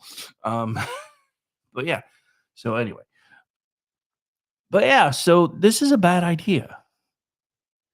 But the scariest thing about this is one of 3 or 4 things that we have seen portrayed through science fiction that has basically destroyed humanity. And all of these things are happening all at the same time. We're bringing back extinct creatures. Speaking of which, for those of you who don't realize it, a dire wolf is actually what would be considered an apex predator. And while they have recreated those, dude, Star Trek V was trash. Don't even get me started. Anyway. But yeah, no. So while they've recreated those, they have not recreated anything that it used to use as a food source, which means if any of these things actually escape into the quote unquote wild, could be fun, especially if they start propagating. They're comparing it to the actual genetic record of a fossil that they've been able to obtain, and they've used CRISPR to edit the genes that they were using to more closely match that of the dire wolf.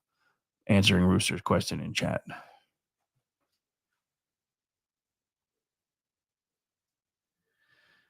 Yeah, I know. That's your favorite one, Ken. We've talked about it before. Mine is, I mean, don't get me wrong. Star Trek The Motion Picture kind of grew on me again as I got older because I started being more about the plot and less about the action.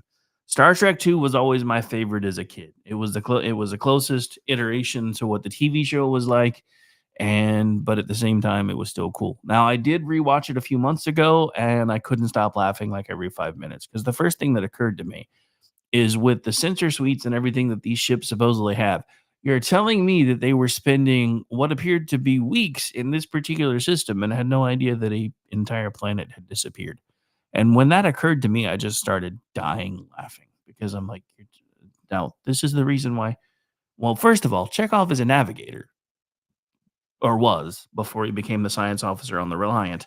So you would think between being a science officer and a former navigator, you would realize that an entire planet had disappeared. Because it's not like they were just in the system for a minute. And that was one of the biggest arguments that I got from everybody. Well, you just don't understand because depending on your vectors, etc., that there's a good chance that entire planet could have been hiding behind the sun and they just never knew. And I'm like, dude, they were in the system for weeks. They probably should have been able to figure out that the entire planet was missing.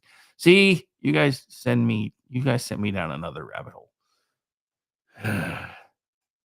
My chat sends me down rabbit holes a lot. They're like, we don't like what you're talking about, so we're gonna bring up something else. But yeah,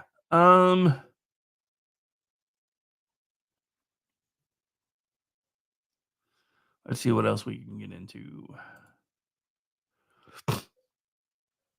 So this is from Rebecca Downs over at Town Hall, and this may be one of the last things we get into before the break. Democratic Congress critter has a request of the DOJ over event Rashida Tlaib was part of. Last week, as the Stop Anti-Semitism X account highlighted, Rep. Rashida Tlaib, Democrat in Michigan, participated in an event at the Palestinian American Community Center, otherwise known as the PAC, P-A-C-C. She even involved her son, Adam. Also speaking at the event, Wilsam Rafidi, a member of the Popular Front for the Liberation of Palestine. That sounds remarkably like a terrorist organization, does it not? PFLP, who has been in prison before. The United States has designated the PFLP as a terrorist group since October of 1997. Now, one of Tlaib's fellow Democrats, Representative Josh Gothmer, Democrat New Jersey, is getting involved to ask the Department of Justice to look into the matter. Whoa. Whoop, I didn't know the Democrats fought like this. I thought that was usually our guys. Tlaib was spreading her propaganda to children through a Palestinian storytime event. Holy shit. Which took place last Thursday. According to an ad shared by the Washington Free Beacon, this Youth Day was the first day of many of the event. On Sunday, Rafidi participated in a completely virtual event focused on centering Palestinian political prisoners. What? I'm confused. The Washington Free Beacon offered some ideas as to why that might be. Rafidi's session, which is fully virtual, likely because Rafidi could not secure a visa to enter the United States under this administration anyway, is dedicated to shedding light on the lives of Palestinian political prisoners and their ongoing resistance within Israeli prisons. According to PAC's promotional materials, while those materials first included the names and photos of all speakers, including Rafidi, PAC quietly amended its website in the last week to swap in graphics that mention Tlaib, but not Rafidi. It is not the first time that Tlaib has spoken at a conference that also featured Rafidi. Last year, she spoke at the People's Conference for Palestine alongside Rafidi and Salah Salah, a founding member of the PFLP, which is, remember, a terrorist organization. Rafidi has in recent years defended Hamas's October 7th terror spree in Israel, claimed that the Zionists lie like they breathe, and deemed Hamas part of the resistance of the Palestinian people. An ad for this specific event breaks it down further about this Day 4 Voices from Palestine event. The Centering Palestinian Political Prisoners segment took place from 12:30 to 1:45. Before that was a segment devoted to what do Palestinians want? Freedom! Not really. That's what they said, but we all know that's not true. Later in the day, there were segments on international advocacy, Gaza, and the closing remarks were focused on grounded in action. PAC is just as problematic as Tlaib and Rafidi, it would appear. PAC, a registered nonprofit, okay. I know I'm going to sound a lot like the left here when they start screaming and yelling about churches, making political opinions known. But nonprofits should have their tax exemption status pulled for the shit that we're talking about right here. I don't even care if there are certain churches that get their tax exempt status pulled, because I'm sorry, in my opinion, stay out of it. At least to a point. But especially this stuff. The center, however, helped mount an effort earlier this year to oppose the New Jersey legislature's adoption of the International Holocaust Remembrance Alliance's working definition of anti-Semitism, which is widely backed by pro-Israel groups in America. PAC and its allies opposed the move, claiming it would force the Palestinian movement to relinquish freedom of speech. I don't really know how, but sure. PAC has also publicly promoted a children's coloring book, From the River to the Sea, a phrase that advocates for Israel's destruction and replacement with a Palestinian state. The same day that Rafidi spoke, Gottheimer put out a press release about calling for an investigation of the conference. Gottheimer. I said Gottheimer. I looked at it wrong. PAC is based in New Jersey, the same state where Gottheimer's district is located. Even worse, PAC receives financial support from another problematic group, American Muslims for Palestine, otherwise known as AMP. As the congressman's press release mentioned about AMP and Rafidi. And here's an excerpt from the release. The PAC receives financial support from American Muslims for Palestine, which is not only under investigation by the Virginia Attorney General's office, but is also the subject of an investigation led by the Senate Committee on Health, Education, Labor, and Pensions, HELP. That's an interesting acronym, for assisting other terrorist organizations, including but not limited to Hamas. Rafidi's long history of supporting terrorists and engaging in anti-Semitic rhetoric. Rafidi ran a clandestine publishing house for the PFLP during the 1980s. During Rafidi's last appearance at the event on May 26, 2024, Rafidi repeatedly defended Hamas actions on October 7th and downplayed several documented atrocities, commenting that Zionists lie like they breathe. Following cheers from the audience, Rafidi stated support of PFLP's goals, noting there is no longer a place for the two-state solution for any Palestinian. The only solution is one democratic Palestinian state on all Palestinian land, which will end the Zionist project in Palestine. In 2021, Rafidi participated in a Zoom event as part of the Ghassan Khalafani Symposium in reference to the former PFLP leader. The event featured senior PFLP officials, including Nadel Abdal-Ayal, who was head of the PFLP's Lebanon branch, which the IDF eliminated for its role in planning multiple terror attacks. The same 2021 event featured Maha Harb, a PFLP leader from Nablus, who Israel officially detained for 2 years for supporting terrorist activities against Israel. So I'm not going to keep reading through this because it just keeps going and going and going, but I'm just pointing this out. If the Palestinians have figured out a two-state solution won't work for them, which side are we going to be on? That's my question. Which side are we going to be on? Hey, Danielle, welcome to the show. Thanks for hanging out in the chat. All right, so we are just about up against the bottom of our top of the hour break. We've still got hour 3 coming, so for those of you that are just joining in, you've still got time. Make sure you are liking the feed, sharing the feed wherever you happen to be finding us at. Remember, you can find us on X, YouTube, Rumble, Facebook, and eventually when I get caught up on all my backlogs, everywhere you can find podcasts. But I got sick a couple months ago and I'm still playing catch up. So been focusing on making sure everybody else's content stays current, which means mine's getting further and further behind. But it is what it is. We'll be right back. Stay tuned.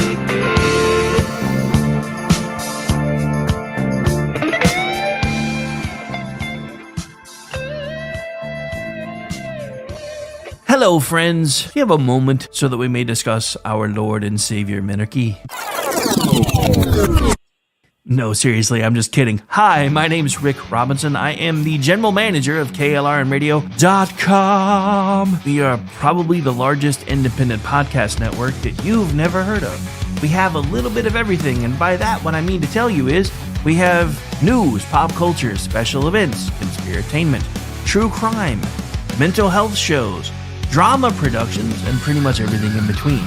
So if you're looking for a new podcast home to grab a little bit of everything that you love all in one place, come check us out. You can find us on X under @KLRNradio.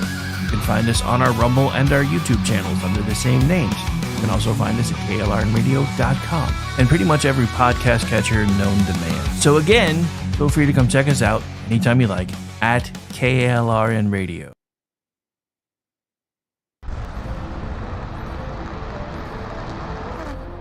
Are you ready to reach for the stars? Tune in to The Lost Wanderer, the #1 monthly podcast on good pods in astronomy. Join our host, Jeff, as he takes you on an interstellar adventure to explore the mysteries of space and the wonders of science. From rocket launches and distant galaxies to the latest discoveries in astronomy, each episode is a thrilling ride through the cosmos.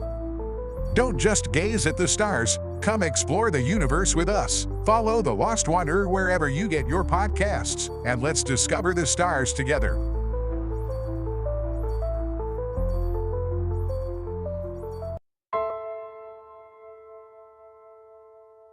My dad was really, really special, and I loved my dad a lot. I'm proud of him, and that even though he isn't here with us, but he died as a true hero. I miss everything about him. In the moment that the officers and I had to come see the children, my biggest reaction was, I don't have 7 arms. I have 7 children who just lost their father, and I don't have 7 arms to wrap around them. I'm Frank Silla, chairman of the Stephen Silla Tunnel to Towers Foundation. Our foundation is committed to delivering mortgage-free homes for Gold Star families and fallen first responder families. To not have to worry financially is a huge peace of mind. The thought of, what in the world will I possibly do to pay the bills? How will I possibly let the children have a life that feels normal? I don't want them to have to quit their piano lessons or their basketball. I don't want them to feel that we have to move into a little apartment and struggle financially in addition to the emotional weight. There are over 1,000 families that need our help. Tunnel to Towers is honoring those heroes that risked their lives by providing them with mortgage-free homes.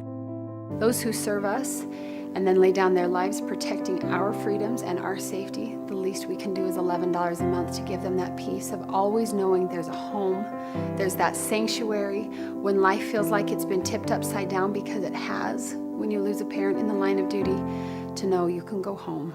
You can be safe. There's no risk of losing your home. That's a peace of mind that I can't believe you can get for $11 a month. I'd like to ask you to contribute $11 a month to support their efforts. Please donate $11 a month by calling 1-844-BRAVEST or visit tunneltotowers.org.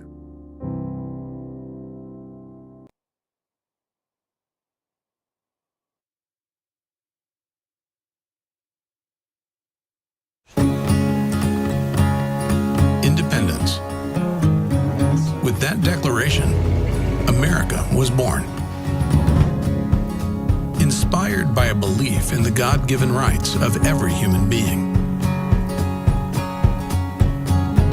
That among these are life, liberty, and the pursuit of happiness. Our government was established to secure these rights and for the good that comes from exercising them well. This is why the founders of our great nation chose independence. As do we. Hillsdale College accepts no government funding. Because independence makes possible the good to which we aspire. Hillsdale College, pursuing truth and defending liberty since 1844.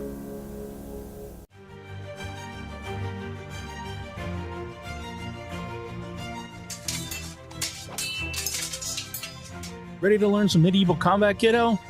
You bet, Dad. Let's do this. You know, spending quality time with your kids is important, but finding a fun and safe way to do it can really be a challenge. That's where halberds come in.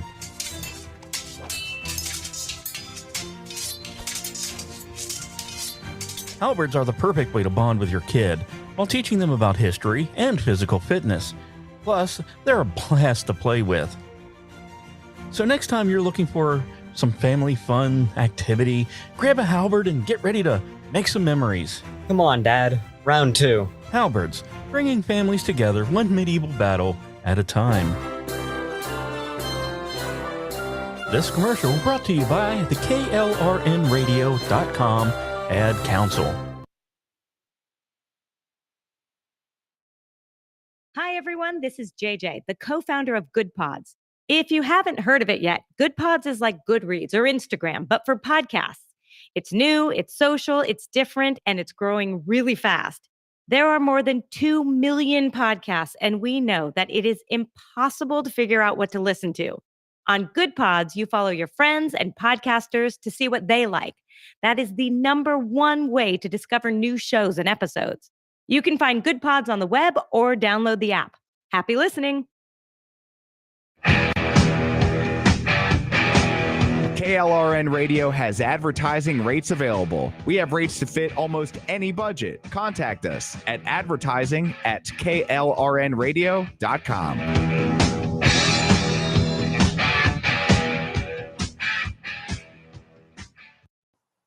The following program contains coarse language and adult themes. Listener discretion is advised.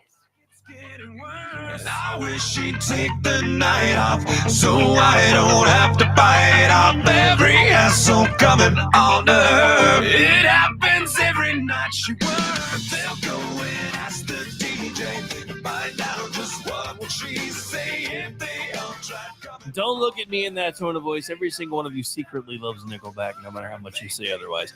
Welcome back into the program, ladies and gentlemen. Final hour of the Tuesday edition.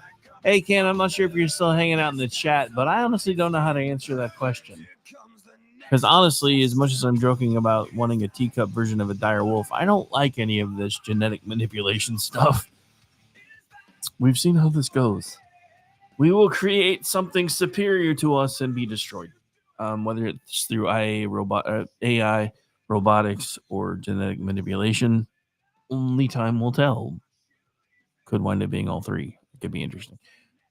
Anyway, so we're back. We're here. We're live, and it's Tuesday. For those of you working for the weekend, you have survived the dreaded Monday. If you're on the East Coast, it's a little past 2, so you got less than 3 hours until quitting time. If you're in God's time zone, you're just back from lunch, and you got about 4 hours left. Keep me on in an earbud. I won't tell if you don't. And on the left coast, not sure, because you guys, it's like only like 11 there. I'm not sure if you're even out of bed yet, and I'm kind of jealous about that. All right, so this is why I always rag on the left coast. I have to admit, I kind of liked living there when I did, only because it would be not at like 8 o'clock where I was, and everybody where I was born at would already be having to go to bed. And I'm like, I still get 2 more hours.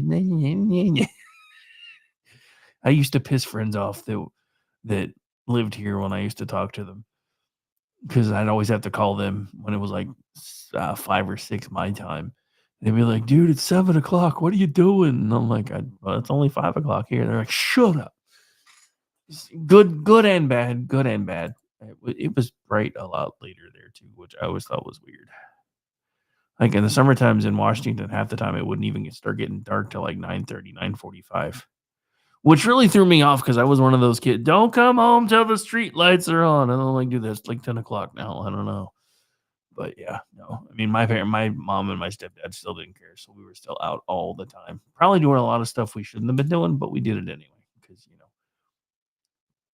it's kind of the only way you learn is through mistakes. Which brings me to my opening topic for this hour, because the problem we have in this country is I don't think enough people are being allowed to make mistakes so that they can learn from them. And this was driven home as a point to me, and it's going to feed into the whole Democrats trying to find their new identity now that they don't even know who the hell they are anymore. Point of the show that we're going to be talking about this hour. But this was driven home to me in a new episode of the TV show SWAT that I just watched last night, where Shamar Moore's character's like trying to look out for his cousin, who's kind of this drifter, doesn't really commit to anything, tries to take shortcuts, etc. Well, this guy, after being around his cousin for a few months, decides he wants structure in his life. So without even talking to Hondo, the character that Shamar Moore plays, he went and enlisted in the Marines. And Hondo's having a fit, like with everybody. This kid can't commit to anything. It's going to be 4 years. He doesn't understand what he's doing. Basic is going to be a living hell, blah, blah, blah, yada, yada, yada, ad infinitum. And eventually the commander of the unit just looks at him and says, you know what? He's 20 years old. He's going to have to learn how to make his own mistakes. And that's when Hondo kind of came around. But I think that's part of the problem. We have an entire generation of bubble wrap kids. They're not allowed to make mistakes. I'll be honest. I'm one of those really stubborn people. So normally when I officially learn something, it's usually after I've screwed it up about 3 or 4 different times and realize that I just can't do it. That's usually when I start going, okay, I get it now. Because I'm just one of those super stubborn people. It's one of the reasons I've been doing this for 16 years. It's a long time to be doing stuff like this. And it took forever to turn it into anything that was even monetizable at all, because nobody knew who I was when I started.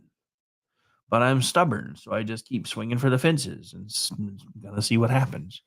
But the Democrats are kind of having the same problem, because they've never had to worry about making mistakes before, because the media always covers for them. Their voters always cover for them. But as you're starting to see, there are more and more cracks in the Democrat facade.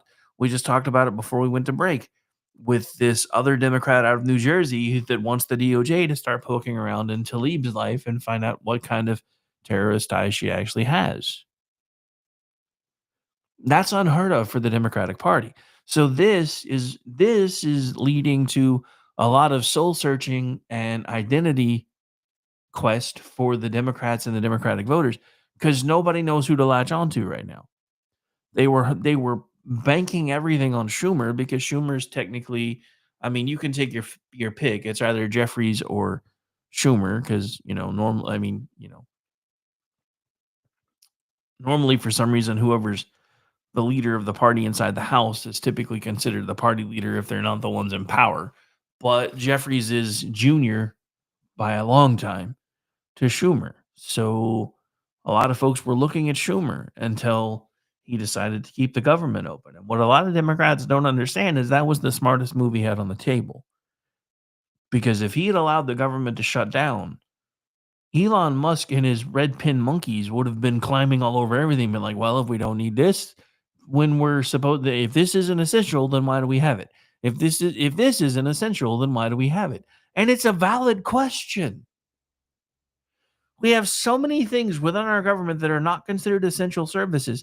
And this is one of the points that I'm trying to make. Why does our federal government have any services that aren't considered essential? Because if it's not essential to the running of the federal government, shouldn't that make it a state thing? I mean, I know that's a common sense perspective, and that train left the station in this country a long ass time ago. But we're trying to bring it back. And I'm just asking the question, why does our federal government handle anything that isn't considered essential? Because it shouldn't, except for these power grabs that have been going on since the 60s and even a little bit before. But the Democrats are lost right now, which is one of the reasons why the media is doing everything they can to make every single stock drop and every single dip in the market look like it's the end of the world. These same people, when it was soaring under Trump in his first administration, this doesn't mean anything. Now, of course, a lot of the folks on the right were like, see, look, his policies are working. Look at the stock market. And I'm going, it's not the stock market. Now, again, I will use it to drag the left when I can, just because that's one of their big things. But don't let the market panic you. Because the simple fact of the matter is, unless you cash out while you're down, you haven't technically lost anything yet. These are what are called unrealized losses. If you have the patience and the stomach for it, you can ride this out and probably come out the better on the other side for even doing it. Now, I know a lot of folks that have punched out. They're like, I'm just going to get what I have and hold on to it for a while until the market comes back down. Then I'm going to figure out what I'm going to do with it. But at the same time, a lot of rich folks are doing that too on purpose. Because part of what's happening with the Democrats not really having an identity right now and no clear leader and nobody's getting past low double digits, and I mean nobody, then a lot of the rich Democrats are pulling their money out of the market because they're trying to use every cudgel they can to basically penalize the voters for voting for somebody who wasn't going to follow their rules and follow their game plan. And if you think this hasn't been a stacked deck from the beginning, then you're not paying attention.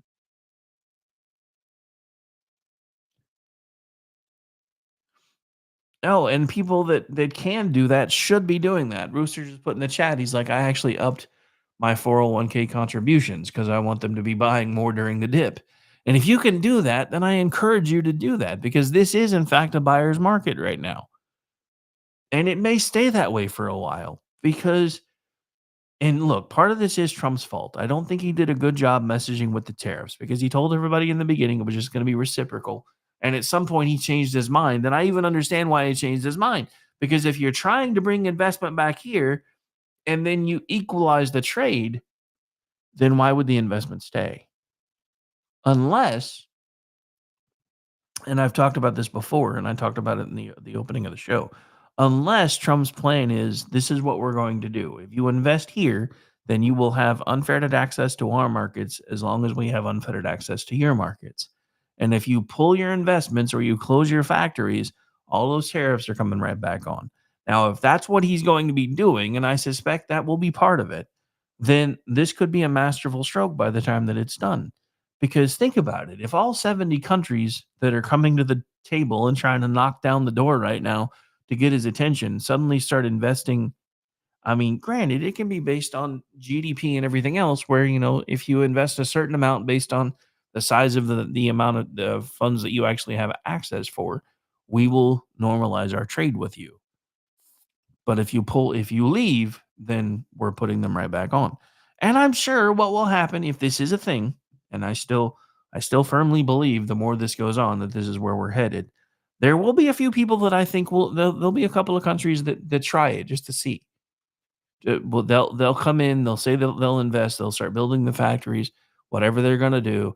Then they will wait to see if the trade stuff gets lowered as far as the barriers, and then within a year or so, they'll be like, "Yeah, we're gonna pull back out again." And that is where I think Donald Trump is headed, because if they leave, or even if they announce they're leaving, like overnight, okay, your tariffs are back on because you're not investing in us anymore.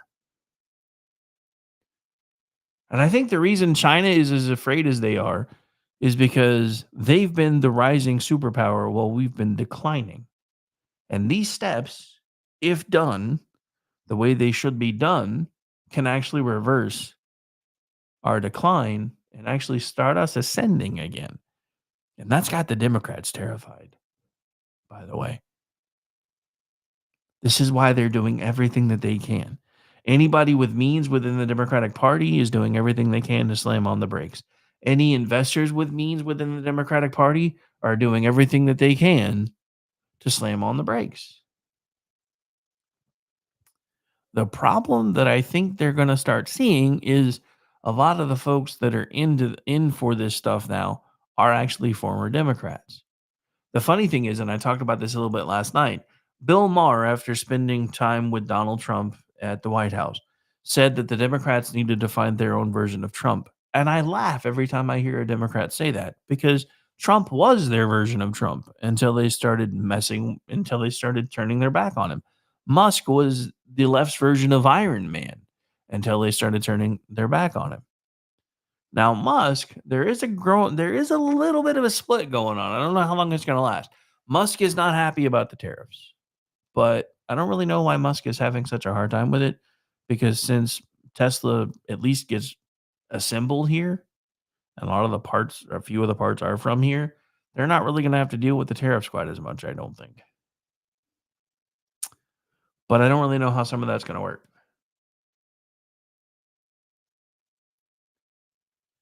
Well, I know. I'm aware that everything about our military's been outdated. Why do you think they left $80 billion worth of equipment behind? We want to still talk like we're a country dealing with the bleeding edge of technology when it comes to our military. We haven't been that in a long time. I mean, the closest thing that we've ever had, which was the F-35, is basically already been duplicated and copied by China. Now, the F-47, which has been redesignated because of Trump, if it comes to pass and comes to fruition, will actually probably ensure our air dominance for quite some time. But everything else is all backwards technology and has been for a long time. So, yes, our Navy needs an upgrade. Hell, our Air Force needs an upgrade. I still want to know what our Space Force is flying, because, if we have a Space Force, there's a reason. Nobody's going to tell us yet, but if we have a Space Force, it's because there is a reason. Uh-oh. Okay. So I'm really starting to wonder if Pam Bondi's the Attorney General or if she's just a Fox News contributor. And I say that with love because she spends a lot of time on Fox News. So this is from Katie Pavlich over at Town Hall. Bondi vows more deportations after Supreme Court victory. Attorney General Pam Bondi is vowing to ramp up deportations after the Supreme Court handed the Trump administration a major victory Monday over the use of the Alien Enemies Act. So here is a clip of her appearing on Fox News. One moment, please.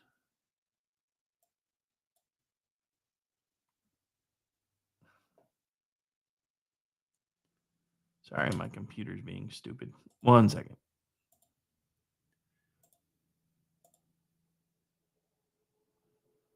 Hey, we've got a BZ sighting. I saw you right before I changed screens, man. Welcome to the show. Thanks for coming in, man. Oh, of course.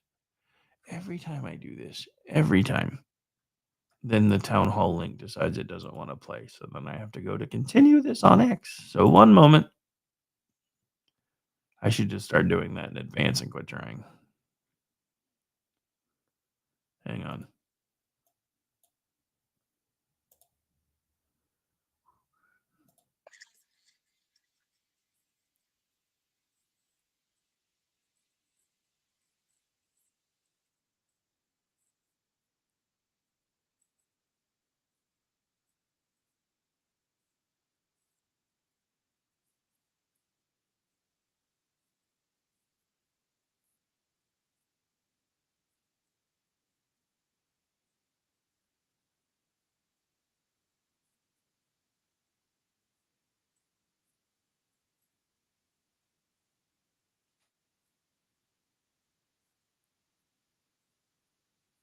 All right, sorry.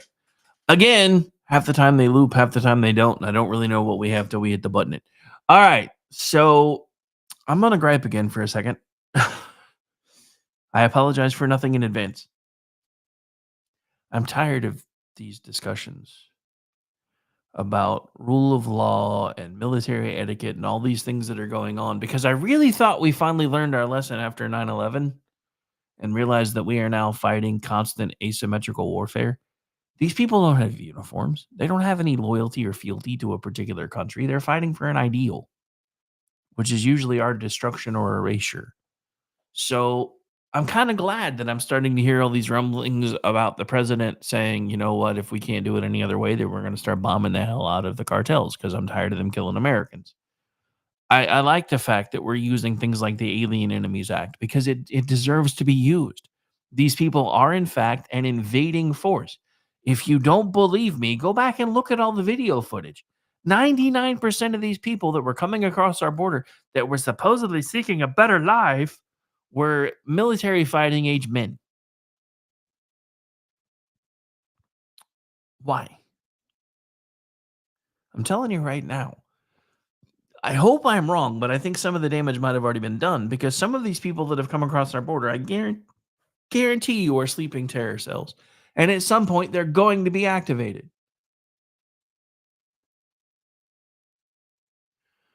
Because that's why they're here. And we did it to ourselves. Now, we have somebody in office who's finally making us understand exactly how bad it is to a point. I still don't think we're getting the whole story. Because remember, this 11.5 million number that they've been throwing around now for the last 20 years, more than that came through in the last 4 years of Joe Biden. So imagine if we actually knew the true scope of the number of people that were in this country illegally. Could you imagine how many people would be more pissed off? You're already seeing what's happening. As soon as, and this was Gavin Newsom's fault. I don't try to talk about California that much, spelled with a K. Because I've always spelled it that way. Even before BZ was always like California spelled with a K. It was always California with me, but it was Kommie and then Fornia. But look, if you want to know how badly illegal aliens are draining our economy, just look at what happened in California. They had a surplus until Gavin Newsom said, we're going to let every qualified illegal alien use our healthcare system for free. Fucking dumbass. Jesus. I can't with these people anymore because nothing is free. There is always a cost. This is one of the things that drives me crazy about the entire premise of a socialist utopian society. Everything has a cost, whether it's your labor, your time, your intellectual use, in some cases, your blood, your sweat, and your tears. There is still a cost. There must be some sort of a reward for people to be motivated to spend as much time as we do making our little widgets and flipping our little switches and doing all the things that we are required to do to keep society's wheels on. So I don't really understand how we get to this socialist utopia where everybody is just doing what they love and it doesn't matter because all of your needs are met. I wish I knew the answer. Because after working since I'm 14, now 52, I would kind of like to just be able to just do what I want when I want, not have to worry about, I got to put something off because I got to pay this bill that I forgot about. So we'll see if this one will take a payment arrangement. And yes, that is an actual thing that even I still have to do from time to time because I, like you, work paycheck to paycheck. The difference is I'm self-employed for most of what I do. So my paychecks aren't always consistent. I have clients that pay me. I have some clients that are like, I can't really afford to pay you this month, but we'll catch you up next month. Sure, fine. Okay, whatever. But the point of it is, if there was an easy way to do this, trust me, it would have already been done. The reason a capitalist society works, the reason a free capitalist society works, which we haven't had in a long time, by the way, part of what Trump is undoing is the oligarchy, and that's why they're pissed. They're saying he is one of the oligarchs. I'll let you decide whether he is or not. but I don't see it.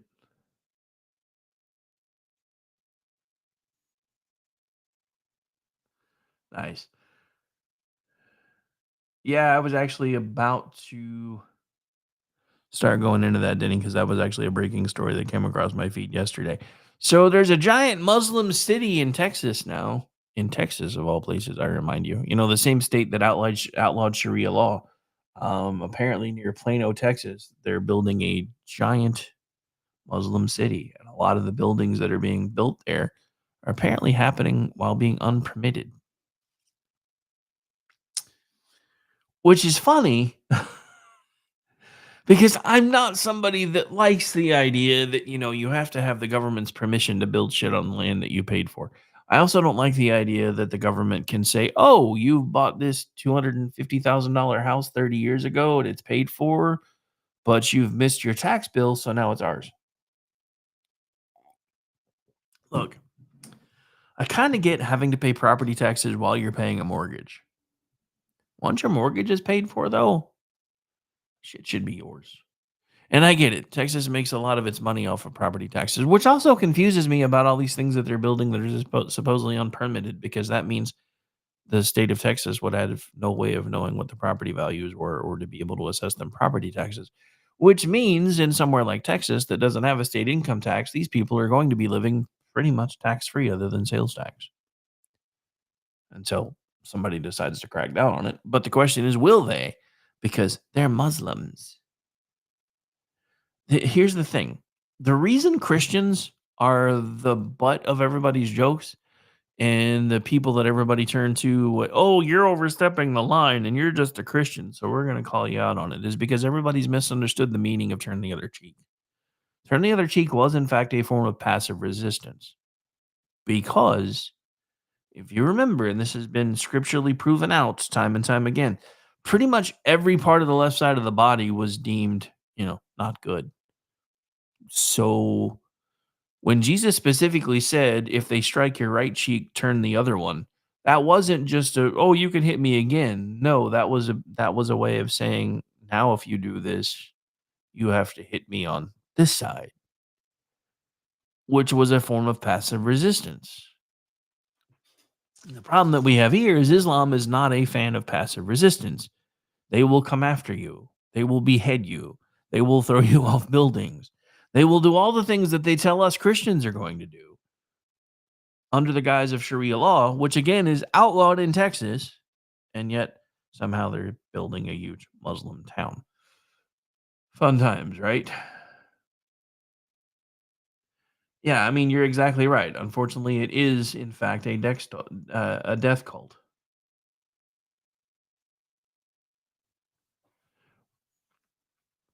Sorry, I'm getting links from the chat and everywhere else. And yeah, I know Governor Abbott's saying that they can't build there, but the problem is I think some of the construction's already started. So I don't exactly know how all this is going to play out.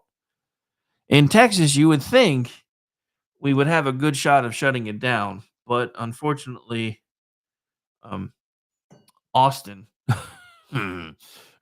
just saying, Austin. Enough said. All right, so we've got to take a break. We skipped one already today. Can't skip another one.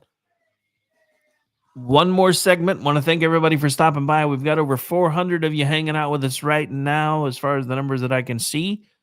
So thank you very much for that. For a Tuesday daytime show, that's not half bad, especially for somebody that almost nobody knows. So thank you. We'll be right back. Stay tuned. It's my time.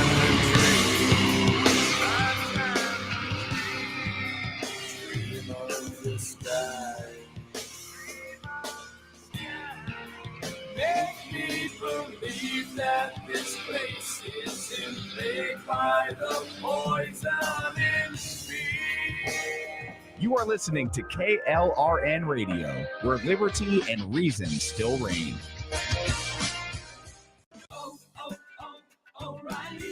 This is Derek's O'Reilly Auto Parts story. After the third time jump-starting my car, I finally realized my battery was dying. So I stopped by O'Reilly to have it checked. They tested it right there in the parking lot. It was bad, real bad. How bad was it, Derek? Find the right battery for my car, and even installed it for free. Now my car starts like new.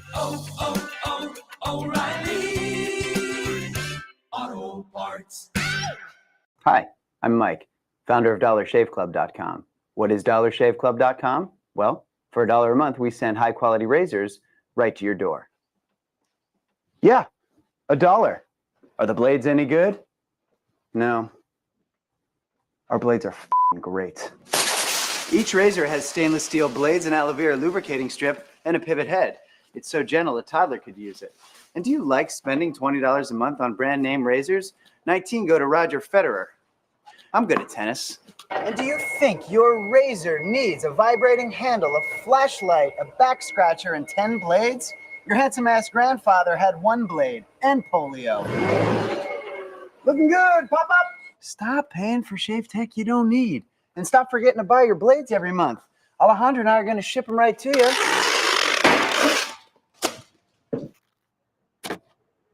We're not just selling razors, we're also making new jobs. Alejandro, what were you doing last month? Not working. What are you doing now? Working. I'm no Vanderbilt, but this train makes hay. So stop forgetting to buy your blades every month and start deciding where you're going to stack all those dollar bills I'm saving you. We are DollarShaveClub.com, and the party is on. I know karate, I know jiu-jitsu and drive like a gangster when I'm coming to see you, see you, see you, see you. Celebrity designer Jeff Lewis is back with Hollywood House Lift. I'm excited to be working with new clients. I'm not getting rid of See you both again. an all-new season. Those have to go. That has to go. From oh, wow, It's been an actual nightmare. to oh, wow. This is such an upgrade. With celebrities like Josh Duhamel, Christina Ricci, and Gina Rodriguez. Dazzle me, Jeff. It looks like Chuck E. Cheese. Stream an all-new season of Hollywood House Lift with Jeff Lewis, now streaming on Freevee.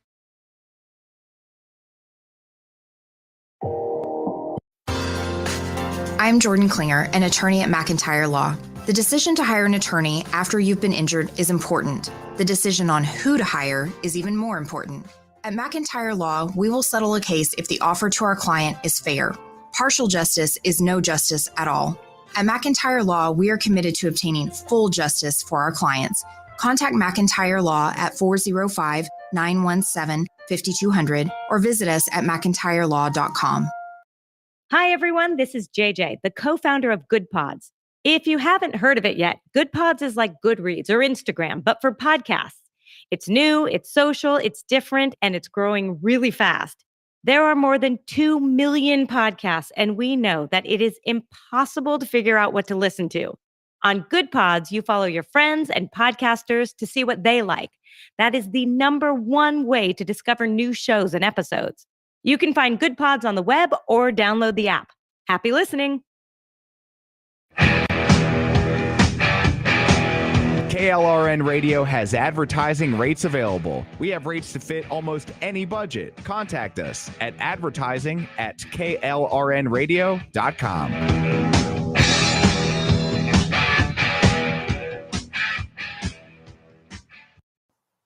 The following program contains coarse language and adult themes. Listener discretion is advised.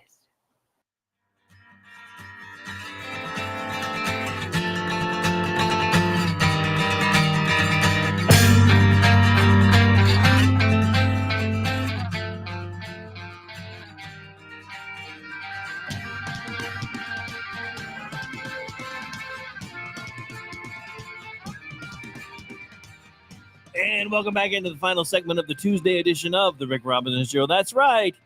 You bastards have survived Monday, so you're one day closer to the weekend. Hope everybody's enjoying your Tuesday. I know a lot of you are at work right now. If it makes you feel any better, so am I. So here we are together. All right. So this just came across my feed, and we're going to start with a video clip from it first as soon as I get it pulled up on the screen. So hang on. We covered this already, but we're going to zoom in a little bit on this part.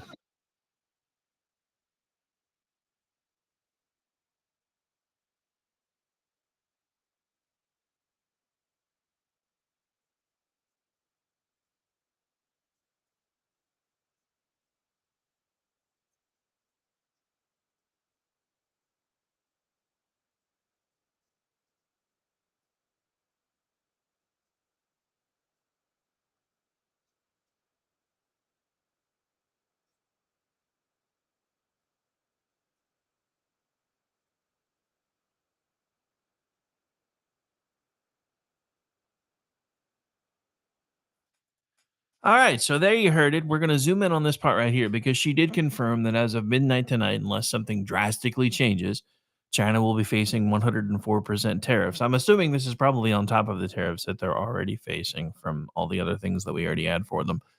And I think they are making a huge mistake. We are, in fact, one of their biggest purchasers of goods, which I also think is a mistake on our part. Because here's the thing, and we've talked about this. I know Sean from SHR Media has talked about it. I know BZ, if he hasn't talked about it, probably will at some point this week. But we have become addicted to cheap goods in this country to the point where we're allowing it to be our own destruction. Because we want cheap medications, we want cheap goods, we want cheap TVs, we want cheap toys. And we've become addicted to all of these things while we have been watching all of our industries offshore themselves because of our addiction to cheap goods. We have become a society of instant gratification, and the market is playing that out right now. Because what we're actually doing is going to be great for the country if it works. And none of us knows for sure how well this is going to work, because for it to all work, a lot of pieces of the plan have to come together all at the same time. And the Democrats are doing everything they can to make that not happen. Because when America fails, they feel like the voters are going to turn back to them and say, well, we tried, but it didn't work, so you have to come back in and fix it. Because remember, that's their stance, even though nothing could be further from the truth. They say every single time, well, if you look through history, every time the economy's ever had a bad streak, it was when the Republicans were in charge. That's because even back then, Republicans were trying to do things like this on a much smaller scale because a lot of people understood exactly how bad it was. And we were trying to get some of the painful stuff out of the way early. And every time we've tried it, the tide has turned and the other side wins. And we're right back where we started from. Because we are, in fact, now a society of instant gratification. I've said this on every show that I've done for as long as I've been doing shows. We have decided as a country that we want all of our little drama wrapped up within 42 minutes or less, not counting commercials. And we want our little hot meals from our microwaves or from whatever meal service plan that we now use available and on our tray in 3 minutes or less, or we're not happy. We don't know what it truly means to struggle in this country anymore. Because if we did, despite all of the crap that they're putting into our food, we would all be a much skinnier people. Because we would be having to go out and hunt and forage for food again, or grow our own instead of relying on it being trucked into us. We would be having to do what our forefathers used to do, and going and finding water and having to trek out to find it and then put a well in and then figure out how to get it into the house before we started having all of these conveniences. The problem with society is the easier society gets and the more developed a society gets, the more lazy it gets. Because you don't have to do those things anymore. So your day is not consumed by what am I going to eat today? How am I going to eat today? Where's my water going to come from today? What happens if my crops don't hold up? Those are things that our ancestors and our forefathers had to deal with on the daily. We don't have to deal with any of that anymore. Now we have all these first world problems. Well, my eggs are more expensive because we're having supply chain issues, and this is more expensive because of this, and this is more expensive because of that. Look, I get it. In an service-based economy, which is what we were until 5 minutes ago, those things are scary. Exactly, BZ. I mean, if you look at the grand scheme of things, even our poor are the top 1% of the rest of the world. So this is one of the points that, and I'm glad you brought this up because this is a point that I make all the time. When the Democrats are talking about the top 1%, they're not just talking about here. That's the part that nobody wants to understand. They're talking about the top 1% of everywhere. And guess what? America is the top 1% of everywhere. Even our poor aren't poor by the rest of the world standards. So when the Democrats are talking about how the top 1% need to pay their fair share, they're not just talking about the top 1% here. How do you think they manage to reconcile all the shit that they do? Joe Biden said, well, this is really only going to be a tax on the top 1% or if you make more than $400,000 a year, but we're going to come after you if you do a $600 private transaction through Venmo or PayPal. And the more of those you do, the more we're going to come after you.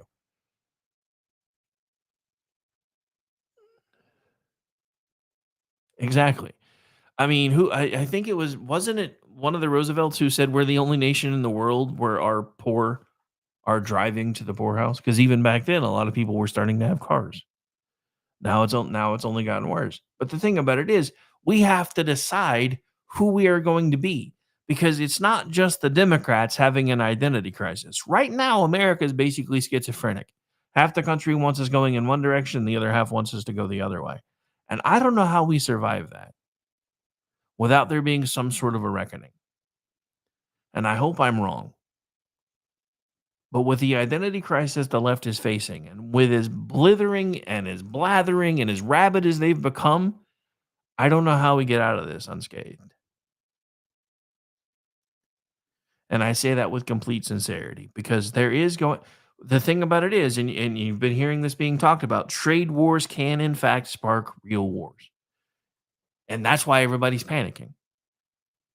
Because when you start impacting another country's economy as drastically as we're about to start impacting China's, because that's just the truth of it. China is, whether anybody wants to admit it or not, China is our biggest target in this thing. Trump wants everybody else to treat us fairly. Trump wants China on their knees. And China is too proud to realize what he's trying to do. So that's why we're going to start getting into this tariff tit for tat shit until somebody figures it out. Because trust me, Donald Trump is not going to back down. And yeah, I mean, the markets have been crazy today. At one point, one was up like 1,300 points, and now we're back to a downward trend on both. Because, yes, the news that there may be some trade deals coming caused the stock market to rebound, but then they realize these are things that are being talked about off in the distance, and that this may continue through, what did they say, April, May, June, or even July. So the markets are back to being panicky again. But again, I understand some of you are looking at your 401ks right now and going, I don't know what I'm going to do.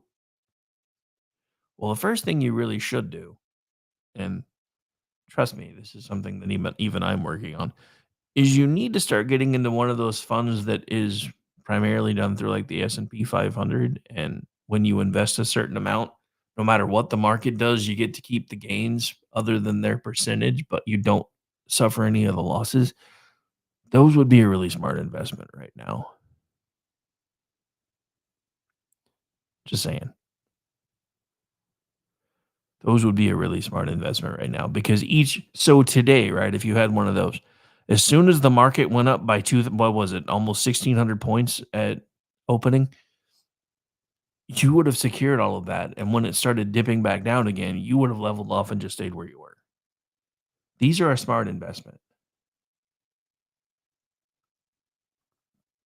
Exactly what BZ just said in the chat. And I'm going to put it up on the big screen. It's one of the first ones I'm putting up today. Shut up, calm down, don't sell, and buy small stocks instead. If you can do that, I would strongly recommend it. Now, if you are one of the panicans and you don't really know what to do next, then if you're that worried about it, start trying to find ways to start investing in tangible things like gold.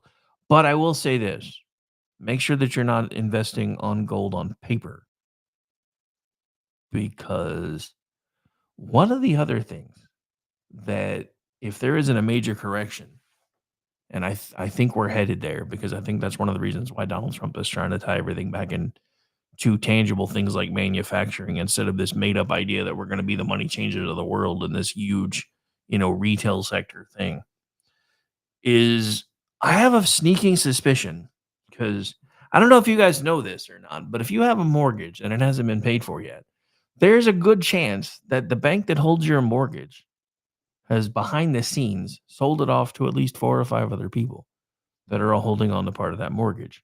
But each one of them listed as 100% ownership because it's good on their taxes. The same thing's been happening with the world's gold. All of these companies sell it to you, but they sell it to you on paper while registering that it's theirs and they have 100% ownership rights to be able to sell it, when in reality it actually belongs to somebody else, because gold is a finite resource. So while I do encourage you to invest in things like finite resources, you need to be really careful who you do it through. Just saying. And that was not necessarily meant to be one, but since it became a pitch, we might as well put them on the screen. This is who I do recommend if you decide to purchase gold.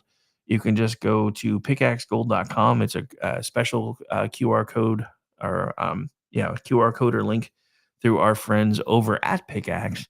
But if you put in the code KLRN at checkout, if you do decide to purchase, then you get a discount on your purchase. So I would recommend doing that. You can actually just scan that little code right there, or just go to pickaxegold.com, because this is a link specifically through one of our partners, Pickaxe, which is another social media site, which is kind of cool, but still growing. I'm still trying to figure out exactly what we're going to do with that one there. There's some really awesome things that are done over there that if it ever catches on will be absolutely amazing. So it's one of the reasons why I got in on that one on the ground floor. Because it's got some cool concepts, and I think they're trying to do what Elon Musk says he wants to do, even though he hasn't completely done it yet, which is give everybody access to free speech and let you control your own experience by using your mute and your block buttons accordingly, instead of, oh, we're going to let the algorithm do it for you. Anyway. All right, so I think we've talked that one to death. Let's see what else we can get into here as we get into the waning moments of the show.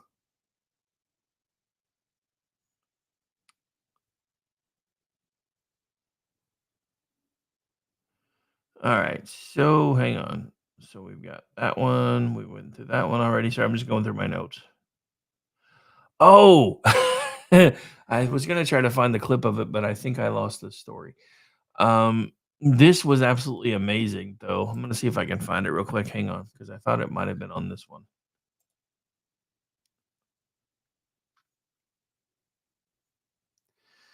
Oh, damn it. Another one.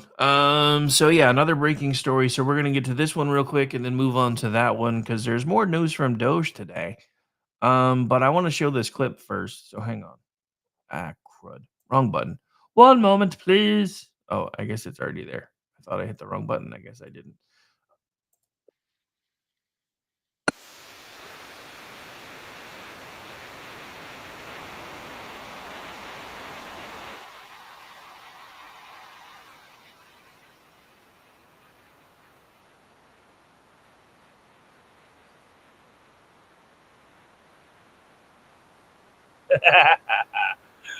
All right, so we're going to pull away from that. Hang on. But yeah, so that was Kristi Noem talking to somebody who was being apprehended for being illegally within the country, and dude apparently tried to kick her with Crocs on. She's like, yeah, you're scaring me with your Crocs, bro. Just saying. I don't know if I would be kicking at that woman. Just think of what she did to her dog. And she liked her dog. Just pointing that out. All right, anyway. Sorry. Too soon? Probably for some of you. I don't really care. But all right, so this just happened. I'm looking for, where did that go? I just had it. Was it over here? I think I found that one when I was looking for this one. All right, so this is from Becky Noble over at Red State. Doge official confirms what we've known all along. Illegal immigrants are on Medicaid, and they're also voting. Gee, I wonder who tried to tell you that was happening. Could be folks like me and other folks like SHR Media and the folks at like Buffoon of the Week and stuff. I'm pretty sure we've been trying to tell you guys this all along. But let's get into this a little bit in the final moments of the program. Democrats love to portray themselves as the compassionate ones. They just want to help people, especially the poor and the downtrodden. When you ask them about illegal immigration, they'll tell you that these are just poor people looking for a better life for themselves and for their families. That's why they were perfectly okay with a wide open southern border and letting millions of people into the country. It was all about compassion, you evil conservative bastards. However, as the Department of Government Efficiency, otherwise known as Doge, continues to dig into the twisted story of America's finances, we are finding out that the compassion ruse is just that, another Democrat Party scheme. So here's an interesting take, because I didn't even think this was possible. This is from townhall.com, of course, and astonishing numbers. Non-citizen Social Security numbers issued over the past 4 years, 270,425 in 2021, 590,193 in 2022. In 2023, 964,163. Now, this is the one, and just to hang on, let me put that on the screen because I don't want you guys to think I'm pulling this number out of my ass. This is actually in the article. In 2024, there were a total of 2,095,247 non-citizen Social Security numbers. And here's a clip discussing it.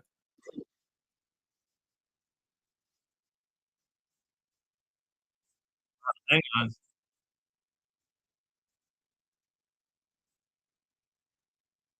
All right, hang on.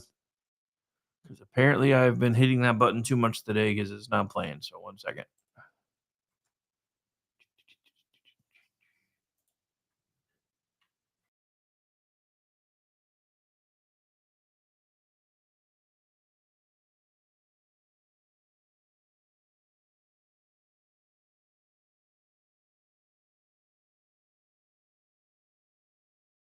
We go back here.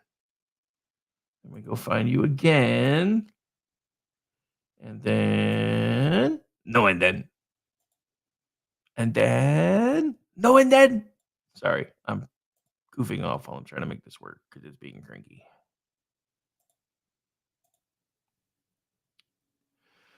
Oh, are you kidding me right now? Stop being gay, Sparky. Some of you are like yelling at me right now, and I don't really care. Oh, that's not even the right one. Hang on. My bad.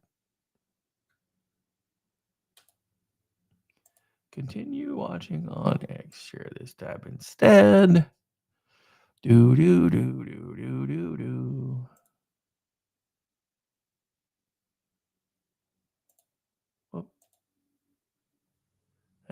Fox to reveal what's really going on. Doge exposed our immigration asylum disaster. That was the tip of the iceberg. Now here's the story. Doge has found that immigration gave a work authorization document to illegals just 5 months after they filed for asylum. That document allowed them to work while they waited to hear whether their asylum request had been accepted or denied. So they could work as an illegal, knowing it would take years before their case was heard. The Immigration Department mailed them a Social Security number. No interview, no proof of identity. They just put it in the mail. Here's your number. In 2021, Doge says 270,000 new aliens were issued Social Security numbers, 590,000 in 2022, 964,000 in 2023, and 2.1 million in 24, right before Biden left office. Doge also discovered that 1.3 million aliens are now receiving Medicaid. Millions received driver's licenses, some registered to vote, and Doge says some actually did vote.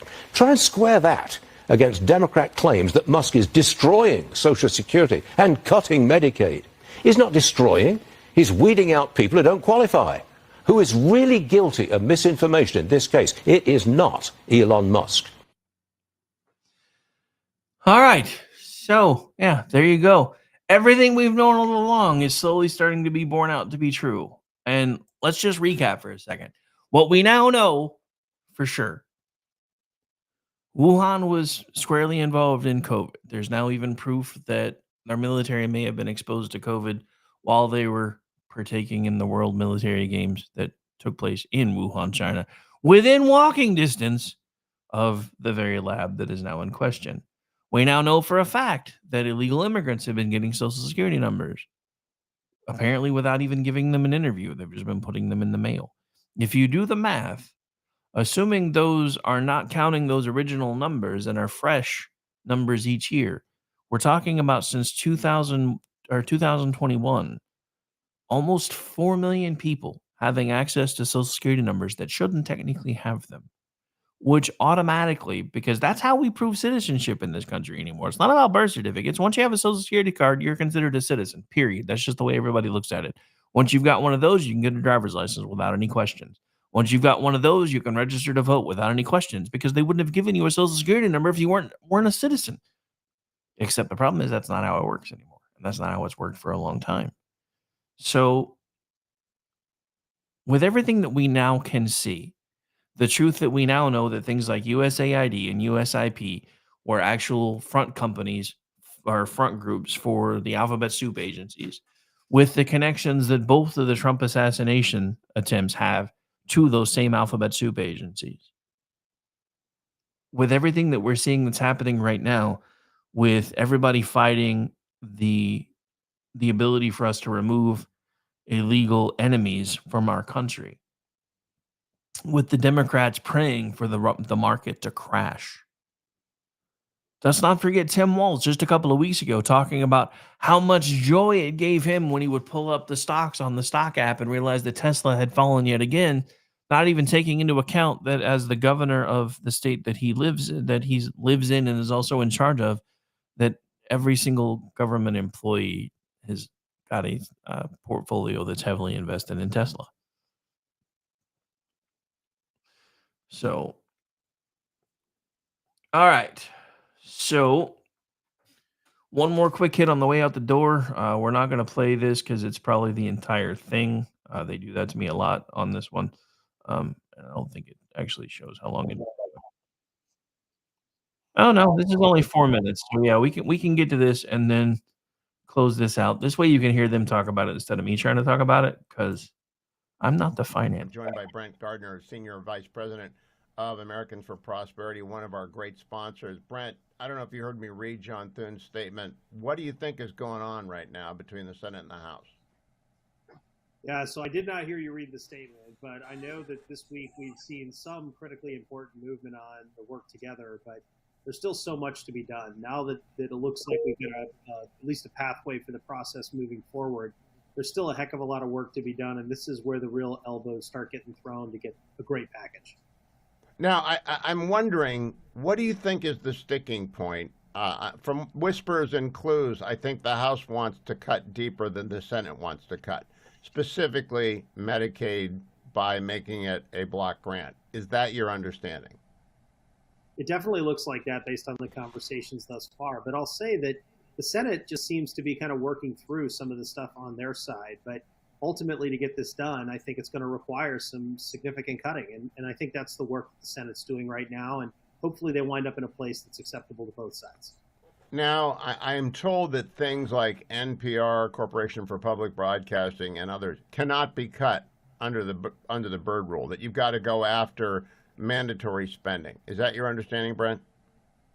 I think some of those conversations are happening with the parliamentarian this week, but it's certainly, there's a huge pool of areas where they definitely can do some cutting, and I think that that's really where members need to keep their focus. This was a top priority of the American people during the election last time, and I think ultimately, if they're able to find some area of common ground, we can move forward with a package that's going to be great.